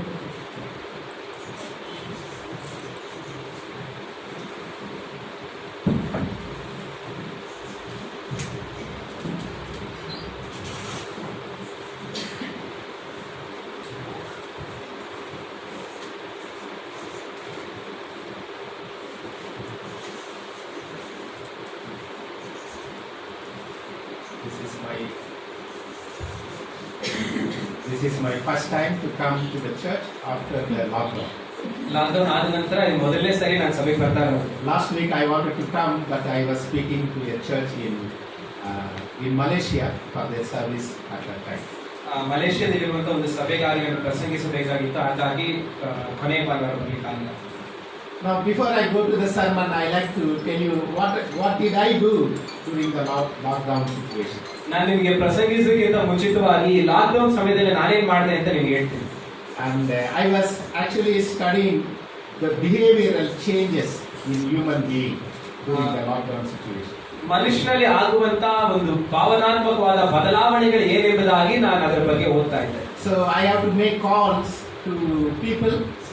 ಅನೇಕರಿಗೆ ನಾನು ಕರೆ ಮಾಡಬೇಕಾಗಿತ್ತು. I spoke to ladies, I spoke to men, I spoke to children, young people, the older generation. I spoke in America, in Singapore, and Malaysia, Nepal, Bangladesh. I gather all those information to know what actually people are doing. ನಾನು ದೊಡ್ಡವರ ಹತ್ರ ಮಾತಾಡಬೇಕಾಗಿತ್ತು, ಚಿಕ್ಕವರ ಹತ್ರ ಮಾತಾಡಬೇಕಾಗಿತ್ತು, ಸ್ತ್ರೀಯರಲ್ಲಿ ಮಾತಾಡಬೇಕಾಗಿತ್ತು, ಮಕ್ಕಳಲ್ಲಿ ಮಾತಾಡಬೇಕಾಗಿತ್ತು, ಮತ್ತೆ ಅಮೆರಿಕದಲ್ಲಿರುವಂತ ಅನೇಕ ದೇಶಗಳ ಜನರಲ್ಲಿ ಮಾತಾಡಬೇಕಾಗಿತ್ತು. So the true Christianity is also revealed during the lockdown situation. ನಿಜವಾದ ಕ್ರೈಸ್ತತ್ವ ಅನ್ನುವಂಥದ್ದು ಲಾಕ್ಡೌನ್ ಸಮಯದಲ್ಲಿ ಹೊರಗಡೆ ಬಂತು. I'm not going to give you a full report of what I did. ನಾನು ಏನ್ ಮಾಡಿದೆ ಅಂತ ಎಲ್ಲವನ್ನ ನಾನು ನಿಮ್ಗೆ ಹೇಳೋದಿಲ್ಲ. But I want to pick up how did Christian react to the situation. ನಾನು ಆದ್ರೆ ಕ್ರೈಸ್ತರಾಗಿರುವಂತವ್ರು ಹೇಗೆ ಅದಕ್ಕೆ ಸಂಧಿಸಿದ್ರು ಅನ್ನೋದನ್ನ ನಾನು ನಿಮ್ಗೆ ಹೇಳ್ತೀನಿ. Especially in regard to relationship at home. ಮೊದಲನೇದಾಗಿ ಸಂಬಂಧಗಳಿಗೆ ಯಾವುದೇ ರೀತಿ ಸ್ಪಂದಿಸಿದ್ರು ಎಂಬುದಾಗಿ. And the good news and bad news in this. ಅದರಲ್ಲಿ ಒಳ್ಳೆಯದು ಇದೆ, ಕೆಟ್ಟದ್ದು ಇದೆ. The good news is that we spend lot of time with our children and spouse. ಒಳ್ಳೆಯ ವಿಷಯ ಏನಂತ ಹೇಳೋದಾದ್ರೆ ನಾವು ನಮ್ಮ ಹೆಂಡತಿ ಗಂಡ ಮಕ್ಕಳ ಜೊತೆಲಿ ಹೆಚ್ಚು ಸಮಯ ಕಳೆದ್ವಿ. How did that time help is a second matter. ಅದು ಹೇಗೆ ಸಹಾಯಿಸ್ತು ಅನ್ನೋದು ಎರಡನೇದು. The bad news is that we were very hostile to this relationship. ಎರಡನೇದಾಗಿ ನಾವು ಒಂದು ಸಂಬಂಧಕ್ಕೆ ಎಷ್ಟು ದೃಢಪಟ್ಟಿದ್ದೀವಿ ಅನ್ನೋದು ತುಂಬಾ ಮುಖ್ಯ. Because the husband is seen his wife get up in the morning 8 o'clock to go to job, fully nicely dressed, take bath and dress, but she's not doing it till 12 o'clock at the time in the lockdown. ನೀವು ಗೊತ್ತಾ, ಬೆಳಗ್ಗೆ 7:00 ಎದ್ದು ರೆಡಿಯಾಗಿ ತುಂಬಾ ಸುಂದರವಾಗಿ ರೆಡಿಯಾಗಿ ಕೆಲ್ಸಕ್ಕೆ ಹೋಗೋರು ಸಾಯಂಕಾಲ 6 ಗಂಟೆ 7 ಗಂಟೆ ಆದ್ರೂ ಕೂಡ ಇನ್ನೂ ರೆಡಿ ಆಗ್ತಾ ಇರಲ್ಲ, ಹಾಗೆ ಇರ್ತಾರೆ. So they connected to their colleagues. They were also not taken bath. They look very, very simple. I don't look awful. They look very simple. ಅವರು ಕೂಡ ಎಲ್ಲರೂ ಹಂಗೆ ನಾರ್ಮಲ್ ಆಗಿ ಹೇಗಿದ್ದಾರೋ ಮನೇಲಿ ಹಾಗೆ ಇರ್ತಾರೆ. You know, one American couple I called, they said that I began to discover my wife. Is that you? At 11 o'clock in the afternoon?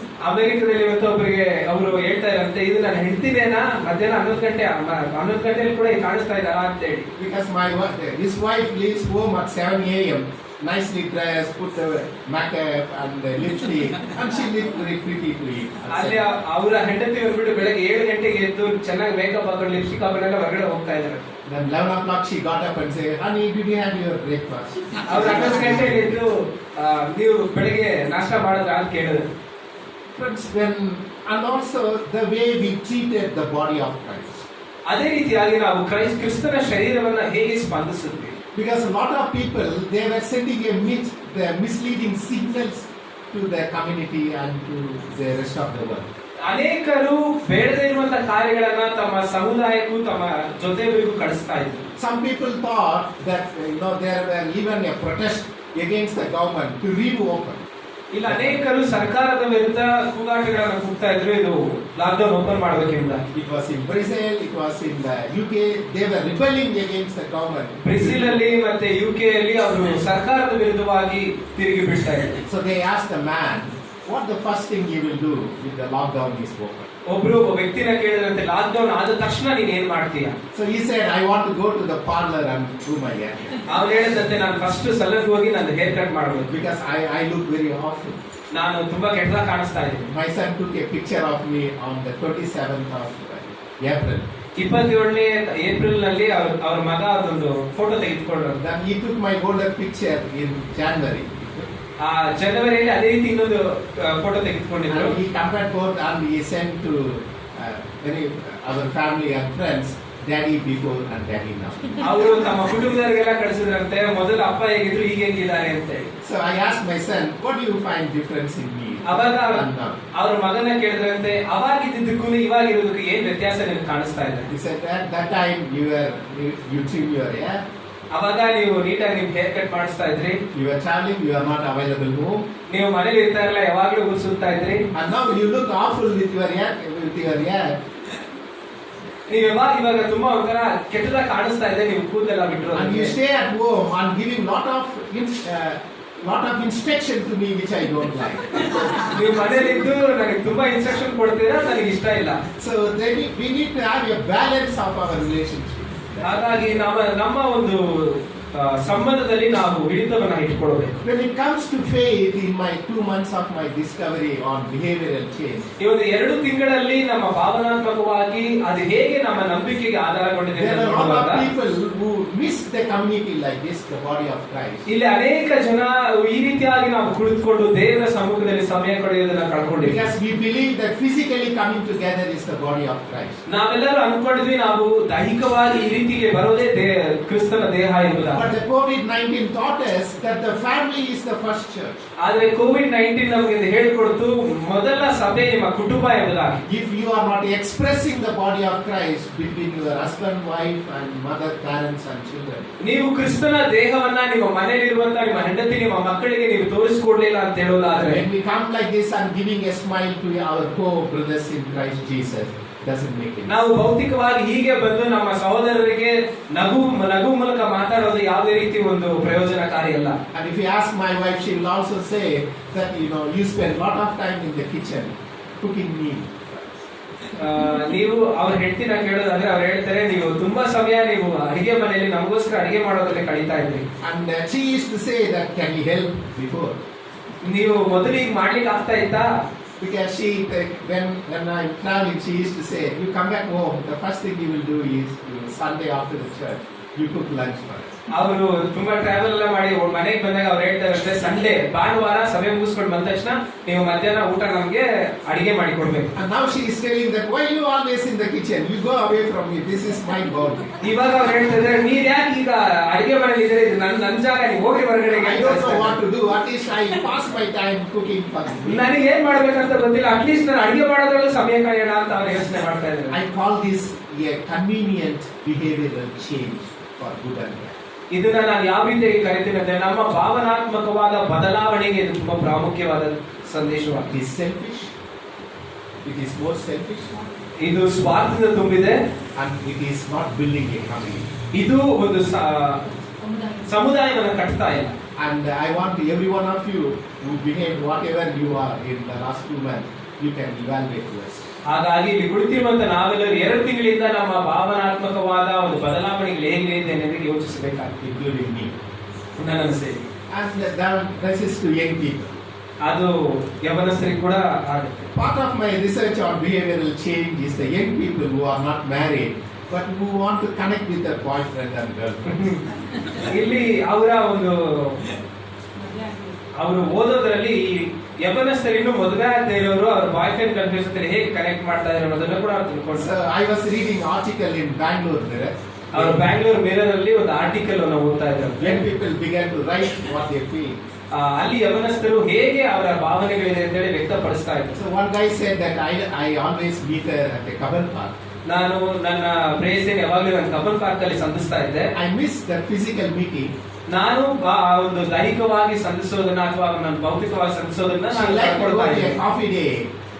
ಅವರು Coffee day. Coffee ಡೇಗೆ ಹೋಗ್ಬೇಕಂತ ಹೇಳಿ ಅವ್ರು ಇಷ್ಟಪಡ್ತಾ ಇದ್ರಂತೆ. But I saved my money because I spend at least 300 rupees every time she takes me to coffee. ನಾನು ತುಂಬಾ ಹಣನ ನಾನು ಸೇವ್ ಮಾಡಿಟ್ಟಿದ್ದೀನಿ, ಯಾಕಂದ್ರೆ ಪ್ರತಿ ಸಲ ಹೋದಾಗ ಅಟ್ಲೀಸ್ಟ್ 100 ರೂಪಾಯಿ ಖರ್ಚಾಗ್ತಾ ಇತ್ತು. We connect on a video call. ನಾವು ವಿಡಿಯೋ ಕಾಲ್ ಅಲ್ಲಿ ಕನೆಕ್ಟ್ ಆಗ್ತಾ ಇದ್ವಿ, But nothing like meeting her personally. ಆದ್ರೆ ವೈಯಕ್ತಿಕವಾಗಿ ಸಂಧಿಸಲಿಕ್ಕೆ ಆಗ್ತಾ ಇರಲಿಲ್ಲ. And there is a story about a girl. ಅದೇ ರೀತಿಯಾಗಿ ಒಂದು ಹುಡುಗಿ ಕೂಡ ಒಂದು ಕಥೆಯನ್ನು ಹೇಳ್ಕೊಂಡಿದ್ದೆ. And she told that now I am free because this fellow always comes me. ಅವ್ರು ಹೇಳಿದ್ರು, ಈ ಹುಡುಗ ಯಾವಾಗ ನಾನು ತೊಂದರೆ ಪಡ್ತಾ ಇದ್ದೆ, ಇವಾಗ ನಾನು ಸಮಾಧಾನವಾಗಿದ್ದೀನಿ ಅಂತ ಹೇಳಿ. So she is not really saying this in hatredness. ಆಕೆ ಅವನ ದ್ವೇಷದಿಂದ ಇದನ್ನ ಹೇಳ್ತಾ ಇಲ್ಲ. Because at the end of her story she told that he gives me a love torturing. ಅವನು ಒಂದು ಪ್ರೀತಿಯಿಂದ ಒಂದು ತೊಂದರೆ ಕೊಡ್ತಾನೆ ನನಗೆ ಅಂತ ಹೇಳಿ. Whatever it matters, friend, coming back to the scripture and our faith in Jesus Christ. ಏನೇ ಆಗಲಿ ನಾವು ಮೊದಲನೇದಾಗಿ ವಾಕ್ಯಕ್ಕೆ ಮತ್ತೆ ಯೇಸು ಕ್ರಿಸ್ತನಲ್ಲಿ ನಾವು ಬರಬೇಕು. Lot of people realize and understood the intimacy of walking with God. ಅನೇಕ ಜನ ದೇವರೊಟ್ಟಿಗೆ ಒಳ್ಳೆಯ ಸಂಬಂಧ ಇಟ್ಕೊಂಡು ನಡೆಯುವುದು ಏನೆಂಬುದಾಗಿ Last ತಿಳ್ಕೊಳ್ತಾರೆ. week we had a meeting with our general superintendent on Zoom. ನಾವು ಸುಂಕಾರಲ್ಲಿ ನಮ್ಮ ಜನರಲ್ ಸೂಪರಿಂಟೆಂಡೆಂಟ್ ಜೊತೆ ನಾವು ಒಂದು ಮೀಟಿಂಗ್ ಇತ್ತು. Because in the last 2 months they were telling that people giving in America and other countries has decreased. ಅಮೆರಿಕಾದಲ್ಲಿ ಮತ್ತೆ ಬೇರೆ ದೇಶಗಳಲ್ಲಿ ಕೊಡುವಂತ ಜನರು ಕಮ್ಮಿ ಆಗಿದ್ದಾರೆ. Then last week he told that actually we misunderstood people with their losing of job. They decided to give more because they don't know when they end. ಇಲ್ಲಿ ಅನೇಕ ಜನ ಕೆಲಸಗಳನ್ನ ಕಳ್ಕೊಂಡ್ರು ಕೂಡ ಅದರಲ್ಲಿ ಕೂಡ ಅವರು ಕೊಡೋದನ್ನ ಕಲಿತಾ ಇದ್ದಾರೆ ಅಂತ ಹೇಳಿ. I listened to me and my wife. We listened to many sermons from the US church. ನಾನು ಅವರು ಮತ್ತೆ ಅವರ ವೈಫು ಈ ಅಮೆರಿಕ ದೇಶದಲ್ಲಿ ಅನೇಕ ಒಂದು ಪ್ರಸಂಗಗಳನ್ನ ಅವರು ಕೇಳಿದ್ರು. So in this lockdown situation, they said we were locked ourselves in the building of the church. ಅವ್ರು ಹೇಳ್ತಾರಂತೆ, ನಾವು ಕ್ರಿಸ್ತನ ಆಲಯದಲ್ಲಿ ನಮ್ಮನ್ನ ನಾವು lockdown ಮಾಡ್ಕೊಂಡಿದ್ದೇವೆ. But we have taken church everywhere, wherever we are. ಅವಾಗ ಹೇಳಿದ್ರಂತೆ, ನಾವು ಎಲ್ಲೇ ಹೋದ್ರು ಕರ್ತನ ಸಭೆಯನ್ನ ನಾವು ನಮ್ಮ ಜೊತೆ ತೆಗೆದುಕೊಂಡು Someone is interested in knowing more about the behavioral change I did it. You can call me, you can chat and then. ನಾನು ಮಾಡಿದಂತ ರಿಸರ್ಚ್ ಬಗ್ಗೆ ನಿಮ್ಗೆ ಇನ್ನೂ ಹೆಚ್ಚಾಗಿ ಇನ್ಫಾರ್ಮೇಶನ್ ಬೇಕಂದ್ರೆ ಅವ್ರಿಗೆ ಕಾಲ್ ಮಾಡ್ಬೇಕಂತ ಅವ್ರು ಹೇಳ್ತಾರೆ. Today is the Father's Day. ಇವತ್ತು ತಂದೆಗಳ ದಿನಾಚರಣೆ. As our pastor Anita said, that Father's Day is not necessarily a single day. ತಂದೆಗಳ ದಿನಾಚರಣೆ ಅನ್ನೋದು ಅದು ಒಂದೇ ದಿನಕ್ಕೆ ಸೀಮಿತವಾದ ದಿನ. Father's Day is every day. Father's day ಅನ್ನೋದು ತಂದೆಗಳ ದಿನ ಅನ್ನೋದು ಅದು ಪ್ರತಿದಿನ. Probably Miriam would have thought, why I should wish my father and show my love on one day? I love him so much on 365. Miriam ಅವರು ಅನ್ಕೊಂಡಿರ್ಬೋದು, ನಾನು ಯಾಕೆ ನಮ್ಮ ತಂದೆ ಒಂದೇ ಒಂದು ದಿನ ವಿಶ್ ಮಾಡ್ಬೇಕು, 365 ದಿನ ಕೂಡ ಪ್ರೀತಿ ಮಾಡ್ಬೇಕು. Ask her, she will tell that, Dad, I love you so much all the day of my life. ನೀವು ಸಾಯಂಕಾಲ ಹೋಗಿ ಅವ್ರನ್ನ ಕೇಳಿದ್ರೆ ಅವ್ರು ಹೇಳ್ತಾರೆ, ಪ್ರತಿದಿನ ನಾನು ಇವನ್ನ ಪ್ರೀತಿ ಮಾಡ್ತೀನಿ, ಏನಕ್ಕೆ ಒಂದೇ ದಿನ ಹೇಳ್ಬೇಕು. But because we don't behave who we are in our responsibility as a God children, then at least one day in a year we say, remind ourselves that this is the Father Day. ದೇವರು ಕೊಟ್ಟಿರುವಂತ ಜವಾಬ್ದಾರಿಯನ್ನ ನಾವು ಸರಿಯಾಗಿ ನಿರ್ವಹಿಸದೇ ಇರುವ ಕಾರಣದಿಂದಾಗಿ at least ಒಂದೇ ಒಂದು ದಿನ ಆದ್ರೂ ತಂದೆಗಳ ದಿನಾಚರಣೆ ಆಚರಿಸೋಣ ಅಂತ ಆಚರಿಸ್ತಾರೆ. I can't explain to you. If pastor give me opportunity, I like to preach on Mother's Day. Pastor ಅವರು ಅವರಿಗೆ ಒಂದು ಆಪರ್ಚುನಿಟಿ ಕೊಟ್ರೆ ತಾಯಿಗಳ ದಿನಾಚರಣೆ ಕೂಡ ಅವರು ಪ್ರಸಂಗ ಮಾಡ್ತಾರೆ. I have done a lot of study on Proverbs on how a mother can influence. ಯಾಕಂದ್ರೆ ಜ್ಞಾನೋಕ್ತಿಗಳಲ್ಲಿ ಹೇಳೋ ಪ್ರಕಾರ ಹೇಗೆ ತಾಯಿ ಇರಬೇಕೆನ್ನುವುದನ್ನು ಅವರು ತುಂಬಾ ತಿಳ್ಕೊಂಡು ಓದಿದ್ದಾರೆ. So therefore, if pastor gave me opportunity, I like to preach. So I'm going to focus on fathers today. So mothers, don't think that we are not with you. ಇವತ್ತು ಈ ದಿನ ತಂದೆಗಳ ಮೇಲೆ ಒಂದು ಪ್ರಸಂಗವನ್ನು ಹೇಳ್ತೀನಿ, ಹಾಗಾಗಿ ತಾಯಂದಿರು ಬೇಜಾರು ಮಾಡ್ಕೊಬೇಡಿ. But you have to celebrate the contribution of the father. ಆದ್ರೆ ತಂದೆಗಳ ಒಂದು ಕೊಡುಗೆಯನ್ನು ನಾವು ಆಚರಿಸಬೇಕು. I have sent this sermon outlines to all of you in the WhatsApp group, so you go home and then access to it. ಈ ದಿನದ ಒಂದು ಸಂದೇಶದ ಒಂದು ಲಿಂಕ್ ಅನ್ನ ನಿಮಗೆ ವಾಟ್ಸ್ಆಪ್ ಅಲ್ಲಿ ಕಳಿಸಿದ್ದಾರೆ, ಅದನ್ನ ನೀವು ಮನೆಗೆ ಹೋಗಿ ಕೂಡ ಅದನ್ನ ಧ್ಯಾನ ಮಾಡಬಹುದು. So I picked up few examples from the Old Testament to show us what father means to us in the scripture. ಹಳೆ ಒಡಂಬಡಿಕೆಯಲ್ಲಿ ಕೆಲವೊಂದು ನಾನು ಉದಾಹರಣೆಗಳನ್ನ ನಿಮಗೆ ತೆಗೆದುಕೊಂಡಿದ್ದೇನೆ, ತಂದೆಯಾಗಿರುವಂತವನು ಹೇಗಿರಬೇಕು ಅಂತ. And I want you to know that the character of this father is directly influenced to the Hebrew people, the Jewish people. ಇಲ್ಲಿರುವಂತಹ ತಂದೆಗಳ ಒಂದು ಸ್ವಭಾವ ಯಹೂದ್ಯ ಒಂದು ಮತಕ್ಕೆ, ಅದು ಯಹೂದ್ಯರ ತಂದೆಗಳು ಹೇಗಿರ್ತಾರೆ ಅನ್ನೋದನ್ನ ತಿಳಿಸಿಕೊಡ್ತಾರೆ. And Jesus growing up his father Joseph, so this shows us that how Jesus revealed his father in heaven to us.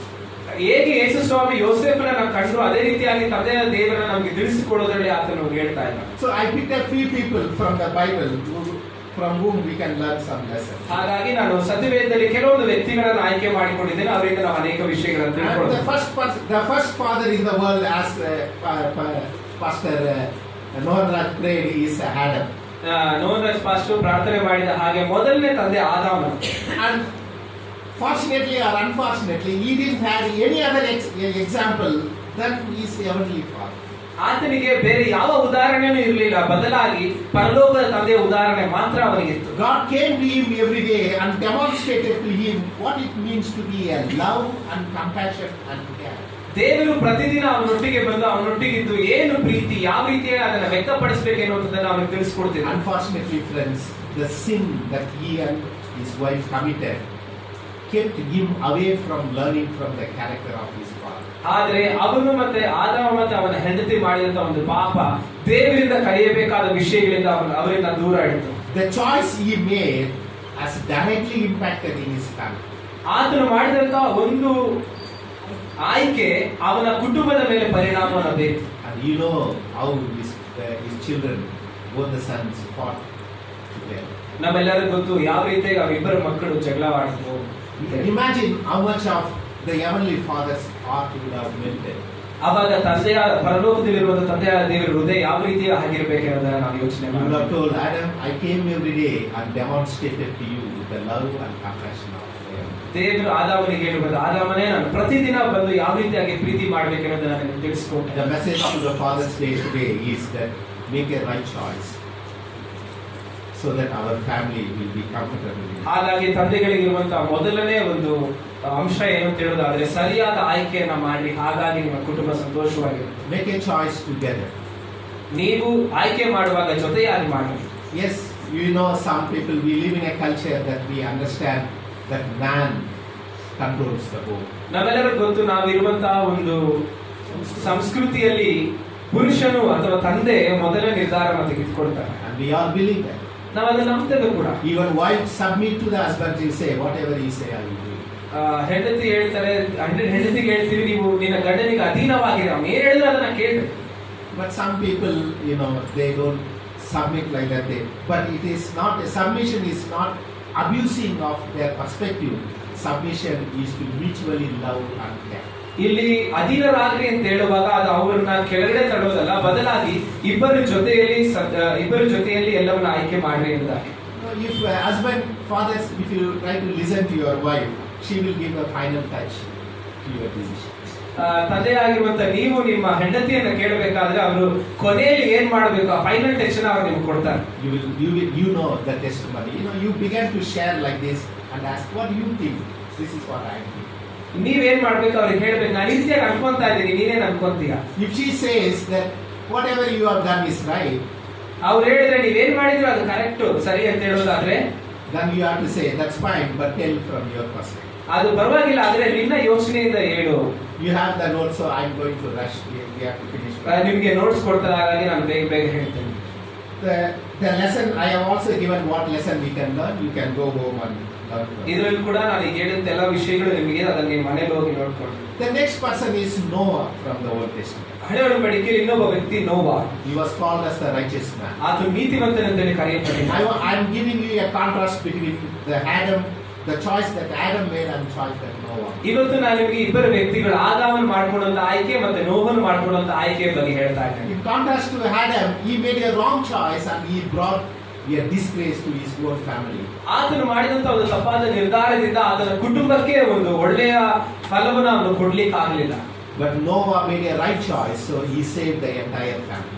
ನೋಹನು ಒಳ್ಳೆಯ ನಿರ್ಧಾರವನ್ನು ಮಾಡಿದ, ಹಾಗಾಗಿ ಆತನ ಕುಟುಂಬವನ್ನು ಆತನ ಕಾಪಾಡಿದ. You know the story. He stood among other fathers who depended upon God in the midst of wicked people. ಆತನು ಒಂದು ಕೆಟ್ಟದಾದ ಜನರ ಮಧ್ಯದಲ್ಲಿ, ಕೆಟ್ಟ ತಂದೆಗಳ ಮಧ್ಯದಲ್ಲಿ ದೇವರ ಮಾತಿಗೆ ವಿಧೇಯರಾಗಿ ನಿಂತ್ಕೊಂಡು ನಿಂತಾಗಿ ನೋಡ್ತೇವೆ.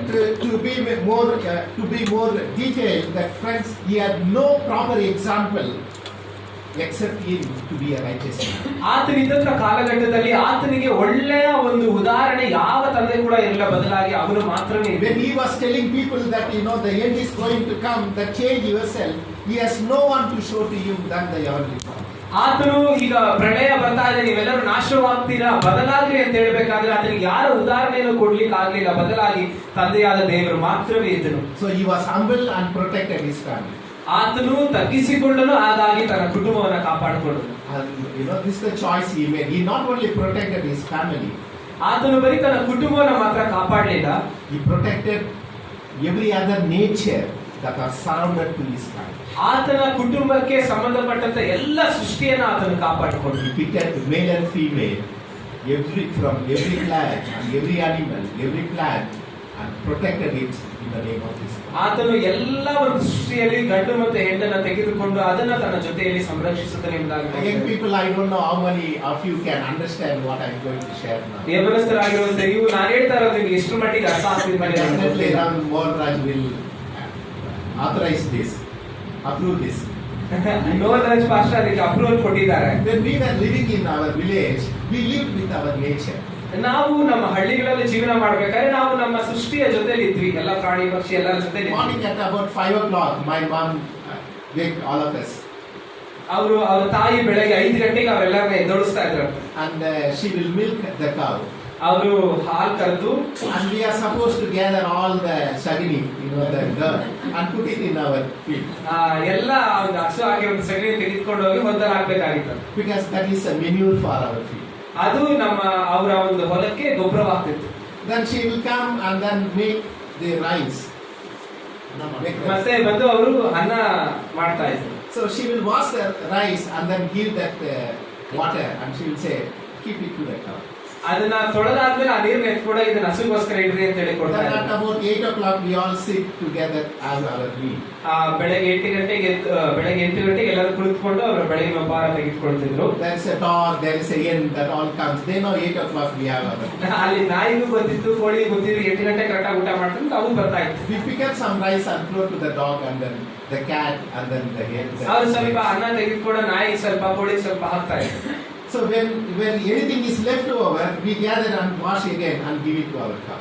ಏನಾದ್ರು ಮಿಕ್ಕಿದ್ರೆ ಅದೇನಾದ್ರು ತಿರ್ಗಾ ತೊಳೆದನ್ನ ತಿರ್ಗಾ ಹಸುಗಳು ಕೊಡ್ತಾ ಇದ್ವಿ. But in a city life, you don't have anything. If it is a waste, we just put together in a plastic, in a wastage. We put it together. ಆದ್ರೆ ಸಿಟಿಲಿ ಹಾಗಿಲ್ಲ, ಅದೇನಾದ್ರು ಮಿಕ್ಕೋದ್ರೆ ಅಥವಾ ಏನಾದ್ರು ಅದನ್ನ ಪ್ಲಾಸ್ಟಿಕ್ ಕವರ್ ಕಟ್ಬಿಟ್ಟು ಅದನ್ನ dustbin ಹಾಕ್ಬಿಡ್ತೀವಿ. So Noah's story as a father tells us that we are called to protect the nature God has given to us. ಇಲ್ಲಿ ನೋಹ ತಂದೆಯಿಂದ ನಾವು ತಿಳ್ಕೊಳ್ಬೇಕಾಗಿರುವಂತ ವಿಷಯ, ದೇವರು ನಮ್ಮನ್ನ ಸೃಷ್ಟಿಯನ್ನ ಕಾಪಾಡಲಿಕ್ಕೋಸ್ಕರವಾಗಿ ಇಟ್ಟಿದ್ದಾನೆ.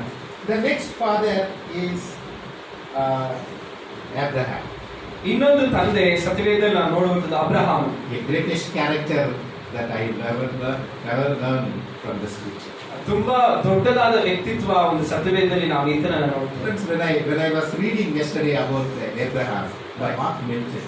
ಸ್ನೇಹಿತರೆ, ನಾನು ಅಬ್ರಹಾಮನ ಕುರಿತಾಗಿ ಓದಬೇಕಾದ್ರೆ ನನ್ನ ಹೃದಯ ಕರಗಿ ಹೋಯಿತು. Because whenever I read about him, I always thank God, Lord, you are not put in a situation like this father. ನೀನು ನನ್ನನ್ನ ಈ ರೀತಿಯಾದ ಒಂದು ಪರಿಸ್ಥಿತಿಯಲ್ಲಿ ನನ್ನನ್ನ ಇಟ್ಟಿಲ್ಲ ಎಂಬುದಾಗಿ. Because God tested his faith to the core that he asked his son Isaac to be offered as a sacrifice. ದೇವರು ಆತನ ನಂಬಿಕೆಯನ್ನ ಎಷ್ಟರ ಮಟ್ಟಿಗೆ ಪರೀಕ್ಷಿಸಿದನು ಅಂತ ಹೇಳಿದರೆ ತನ್ನ ಸ್ವಂತ ಮಗನನ್ನ ಬಲಿ ಕೊಡ್ಲಿಕ್ಕೆ ಕೇಳಿದ. He was a father of a tremendous faith. ಆತನು ನಿಜವಾಗಲೂ ಭಯಂಕರವಾದ ನಂಬಿಕೆಯ ವ್ಯಕ್ತಿ ಆಗಿದ್ದಾನೆ. God gave the most difficult task to him. ದೇವರು ಆತನಿಗೆ ತುಂಬಾ ಕಷ್ಟಕರವಾದ ಕೆಲಸವನ್ನು ಆತನಿಗೆ ಕೊಟ್ಟಿದ್ದ. And I want you to recollect the conversation he had with his son. ಆತನು ತನ್ನ ಮಗನೊಟ್ಟಿಗಿದ್ದಂತ ಒಂದು ಸಂಭಾಷಣೆಯನ್ನು ನಾವು ನೆನಪು ಮಾಡಿಕೊಳ್ಳೋಣ. He waited to have his son as a father. Look at how he demonstrated God's faith to his son. ನೋಡ್ರಿ, ಆತನು ತನ್ನ ಮಗನನ್ನ ಪಡೆದುಕೊಳ್ಳೋದಕ್ಕೋಸ್ಕರವಾಗಿ ಎಷ್ಟು ವರ್ಷ ಕಾದು ದೇವರ ಒಂದು ತಂದೆಯತ್ವವನ್ನು ಹೇಗೆ ಮಗನಿಗೆ ತಿಳಿಸಿಕೊಟ್ಟನು ಎಂಬುದಾಗಿ. He waited 25 years to become a father. ಆತನು 25 ವರ್ಷ ತಂದೆ ಆಗ್ಲಿಕ್ಕೋಸ್ಕರ ಕಾದನು. Now it is easy. After 3 months of marriage, wife will say, "Oh, you are going to become a father." ಇವಾಗ ತುಂಬಾ ಈಸಿ. ಮದುವೆ ಆಗಿ 3 ತಿಂಗಳಾದ್ಮೇಲೆ ಅವ್ರ ಹಸ್ಬೆಂಡ್ ಹೇಳ್ತಾರೆ, ಇವಾಗ ತಂದೆ ಆಗ್ತಾ ಇದೆಯಾ. But after the promise made to Abraham waited 25 full years to become a father. ದೇವರು ಅವರಿಗೆ ವಾಗ್ದಾನ ಮಾಡಿದ ಮೇಲೆ 25 ವರ್ಷಗಳ ಕಾಲ ಆತನು ಕಾಯಬೇಕಾಯಿತು ತಂದೆ ಆಗಲಿಕ್ಕಾಗಿ. As a husband, did he lose faith? ಆತನು ಗಂಡನಾಗಿ ತನ್ನ ನಂಬಿಕೆಯನ್ನು ಕಳಕೊಂಡನ? No. He demonstrated the godly character to his wife. ಆತನು ದೇವರ ಸ್ವಭಾವವನ್ನು ತನ್ನ ಹೆಂಡತಿಯ ಮುಂದೆ ತೋರಿಸಿದನು. He demonstrated as a husband character to the rest of the people. ಆತನು ತನ್ನ ಗಂಡನ ಒಂದು ವ್ಯಕ್ತಿತ್ವವನ್ನ ಎಲ್ಲ ಜನರಿಗೆ ತೋರಿಸಿಕೊಟ್ಟನು. So after 25 years, he had his son Isaac. 25 ವರ್ಷಗಳ ಆದ್ಮೇಲೆ ಆತನಿಗೆ ಇಸಾಕನು ಹುಟ್ಟುತ್ತಾ ಇದ್ದಾನೆ. And God promised him that he will make him a big nation. ದೇವರು ಆತನಿಗೆ ವಾಗ್ದಾನ ಮಾಡಿದ್ರು, ನಿನ್ನ ದೊಡ್ಡ ಜನಾಂಗವಾಗಿ ನಾನು ಮಾಡ್ತೇನೆ ಎಂಬುದಾಗಿ. But to destroy all the dreams that he had. All the dreams that he had with this one. ಇವಾಗ ನಾವು ನೋಡ್ತೇವೆ, ಅವನಿಗೆ ಇದ್ದಂತ ಎಲ್ಲಾ ಒಂದು ಆಸೆಯನ್ನ, ಎಲ್ಲಾ ಒಂದು ಕನಸನ್ನ ಆತ ನಾಶ ಮಾಡಬೇಕಾದ ಪರಿಸ್ಥಿತಿ. God told him, "I gave this boy, I want him." ದೇವರು ಹೇಳಿದ್ರು, ನಾನು ನಿನಗೆ ಈ ಮಗನನ್ನ ಕೊಡ್ತೀನಿ, ಇವಾಗ ನನ್ನ ಬೇಕು. Friends, the father character is not lies in the home you build, the house you build. ತಂದೆಯ ಒಂದು ಗುಣಲಕ್ಷಣಗಳು ನಾವು ಕಟ್ಟುವಂತ ಮನೆಯ ಮೇಲೆ ನಿಲ್ಲೋದಿಲ್ಲ. It's not the dress you buy for your wife. ನೀವು ನಿಮ್ಮ ಹೆಂಡತಿಗೆ ತೆಗೆದುಕೊಡುವಂತಹ ಒಂದು ಬಟ್ಟೆಯ ಮೇಲೆ ನಿಲ್ಲೋದಿಲ್ಲ. It is the character you build in your wife and your children. ನೀವು ನಿಮ್ಮ ಮಕ್ಕಳ ಮಧ್ಯದಲ್ಲಿ, ನಿಮ್ಮ ಹೆಂಡತಿಯ ಮಧ್ಯದಲ್ಲಿ ಇರುವಂತಹ ನಿಮ್ಮ ಗುಣಲಕ್ಷಣಗಳೇ ನಿಂತುಕೊಳ್ಳೋದು. He took his child without the knowledge of his wife. ಆತನು ತನ್ನ ಹೆಂಡತಿಗೆ ಗೊತ್ತಿಲ್ಲದ ಹಾಗೆ ಇಸಾಕನನ್ನ ಕರ್ಕೊಂಡು ಹೋಗ್ತಾ ಇದ್ದ. He told his wife. ಅಲ್ಲಿ ಆತನ ನಂಬಿಕೆಯನ್ನು ನೋಡ್ರೆ ಆತನು ತನ್ನ ಹೆಂಡತಿಗೆ ಹೇಳ್ತಾ Read the ಇದ್ದಾನೆ, Bible, when you read the Bible with fullness. ನೀವು ಸತ್ಯವೇದವನ್ನು ಓದಬೇಕಾದ್ರೆ ಸತ್ಯವೇದವನ್ನ ಪರಿಪೂರ್ಣವಾಗಿ ಸಂಪೂರ್ಣವಾಗಿ ಓದಿ. Yeah, Pastor Anita was conducting a Bible quiz in the lockdown situation. You did a good job. Pastor Anita ಅವರು ಲಾಕ್ಡೌನ್ ಟೈಮ್ ಅಲ್ಲಿ ಬೈಬಲ್ ಕ್ವಿಜ್ ಅನ್ನ ಕೊಟ್ಟಿದ್ರು, ಎಲ್ಲ ಚೆನ್ನಾಗಿ ಮಾಡಿದ್ರು. You know how many of you made a mistake and she corrected. ನಿಮ್ಗೆ ಗೊತ್ತಲ್ಲ ಎಷ್ಟು ಜನ ತಪ್ಪು ಮಾಡಿದ್ರಿ, ಮತ್ತೆ ಅವರು ನಿಮ್ಮನ್ನ ಸರಿ ಮಾಡಿದ್ರಿ. It's okay. Make a mistake and learn from it. ಪರವಾಗಿಲ್ಲ, ತಪ್ಪು ಮಾಡಿ ಸರಿಯಾಗಿ ಕಲ್ತ್ಕೊಡಿ. But read the Bible from his depth. ನೀವು ಸತ್ಯವೇದವನ್ನು ಓದ್ಬೇಕಾದ್ರೆ ಆಳವಾಗಿ ಓದಿ. He tells his wife and he said, "We are going and we will come back." ಆತನ ಹೇಳ್ತದೆ, ನಾವು ಹೊರಟು ಹೋಗಿ ಮತ್ತೆ ಬರ್ತೇವೆ. That's the thing. ಅದು ನಂಬಿಕೆ. That's a character of the father. ಅದು ನಿಜವಾದ ತಂದೆಯ ಒಂದು ಗುಣಲಕ್ಷಣವಾಗಿದೆ. We both will go and we will come back. ನಾವು ಜೊತೆಯಲ್ಲಿ ಹೋಗಿ ಮತ್ತೆ ಬರ್ತೇವೆ. Can any father on this Father's Day can demonstrate the deepest faith and intimacy you have? ಈ ಒಂದು ತಂದೆಗಳ ದಿನಾಚರಣೆಯಲ್ಲಿ ನೀವು ದೇವರ ಮೇಲಿರುವಂತಹ ನಿಮ್ಮ ಒಂದು ದೃಢವಾದ ನಂಬಿಕೆಯನ್ನ ನಿಮ್ಮ ಕುಟುಂಬಗಳಿಗೆ ವ್ಯಕ್ತಪಡಿಸ್ತೀರಾ. On the way in this journey, ಆ ಒಂದು ನಡೆದು ಹೋಗ್ಬೇಕಾದ್ರೆ ಅಬ್ರಹಾಮನು The son is asking, Dad, I have a question.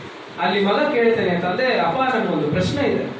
You said we are going to offer a sacrifice to our living God. ನೀವ್ ಹೇಳಿದ್ರೆ ನಾವು ನಿಜವಾದ ದೇವರಿಗೆ ನಾವು ಯಜ್ಞವನ್ನ ಅರ್ಪಿಸಲಿಕ್ಕೆ ಹೋಗ್ತಾ ಇದ್ದೇವೆ. We have knife, ನಮ್ಮ ಹತ್ರ ಕತ್ತಿ ಇದೆ, we have firewood, ನಮ್ಮ ಹತ್ರ ಸೌದೆ ಇದೆ, we have donkey, ನಮ್ಮ ಹತ್ರ ಕತ್ತೆ ಇದೆ, we even have a matchbox. ನಮ್ಮ ಹತ್ರ ಬೆಂಕಿ ಪಟ್ಟ ಕೂಡ ಇದೆ. We don't know, there was no lighter, but we have a light. ಇವಾಗ ಬೆಂಕಿ ಕೂಡ ನಮ್ಮ ಹತ್ರ ಇದೆ. But where is a lamb? ಆದ್ರೆ ಕುರಿಮರಿಯಲ್ಲಿ We know what Abraham father said. ಅವಾಗ ಅಬ್ರಹಾಮ ತನ್ನ ಮಗನಿಗೆ ಏನ್ ಹೇಳ್ತಿದ್ದಾನೆ He said, ಗೊತ್ತಾ? my son, ನನ್ನ ಮಗನೇ, the Lord will provide. ದೇವರು ಒದಗಿಸ್ತಾನೆ. That's a demonstration of fatherly care. ಅದು ತಂದೆಯಾಗಿರ್ಬೇಕಾದಂತ ಒಂದು ಗುಣಲಕ್ಷಣ. You know the life of Isaac. ನಿಮ್ಮೆಲ್ಲರಿಗೂ ಗೊತ್ತು ಐಸಾಕನ ವ್ಯಕ್ತಿತ್ವ. The life that he lived is an expression of the character formation of his father Isaac. ಅಬ್ರಹಾಮನು ಹೇಗೆ ನಡೆದುಕೊಂಡನು ಅದೇ ರೀತಿಯಾಗಿ ಇಸಾಕನು ತನ್ನ ಜೀವಿತಗಳಲ್ಲಿ ಎಲ್ಲವನ್ನ ಕಲಿತುಕೊಂಡು ನಡೆದ. And this child becomes so obedient because the obedience he learned from his father. ಆತನು ಅಷ್ಟು ವಿಧೇಯನಾಗಿ ಇರ್ಲಿಕ್ಕೆ ಕಾರಣ ಆತನು ತಂದೆಯಿಂದ ಕಲಿತಂತ ಒಂದು ವಿಧೇಯ. Even to the extent that he lay down on the sacrifice bed.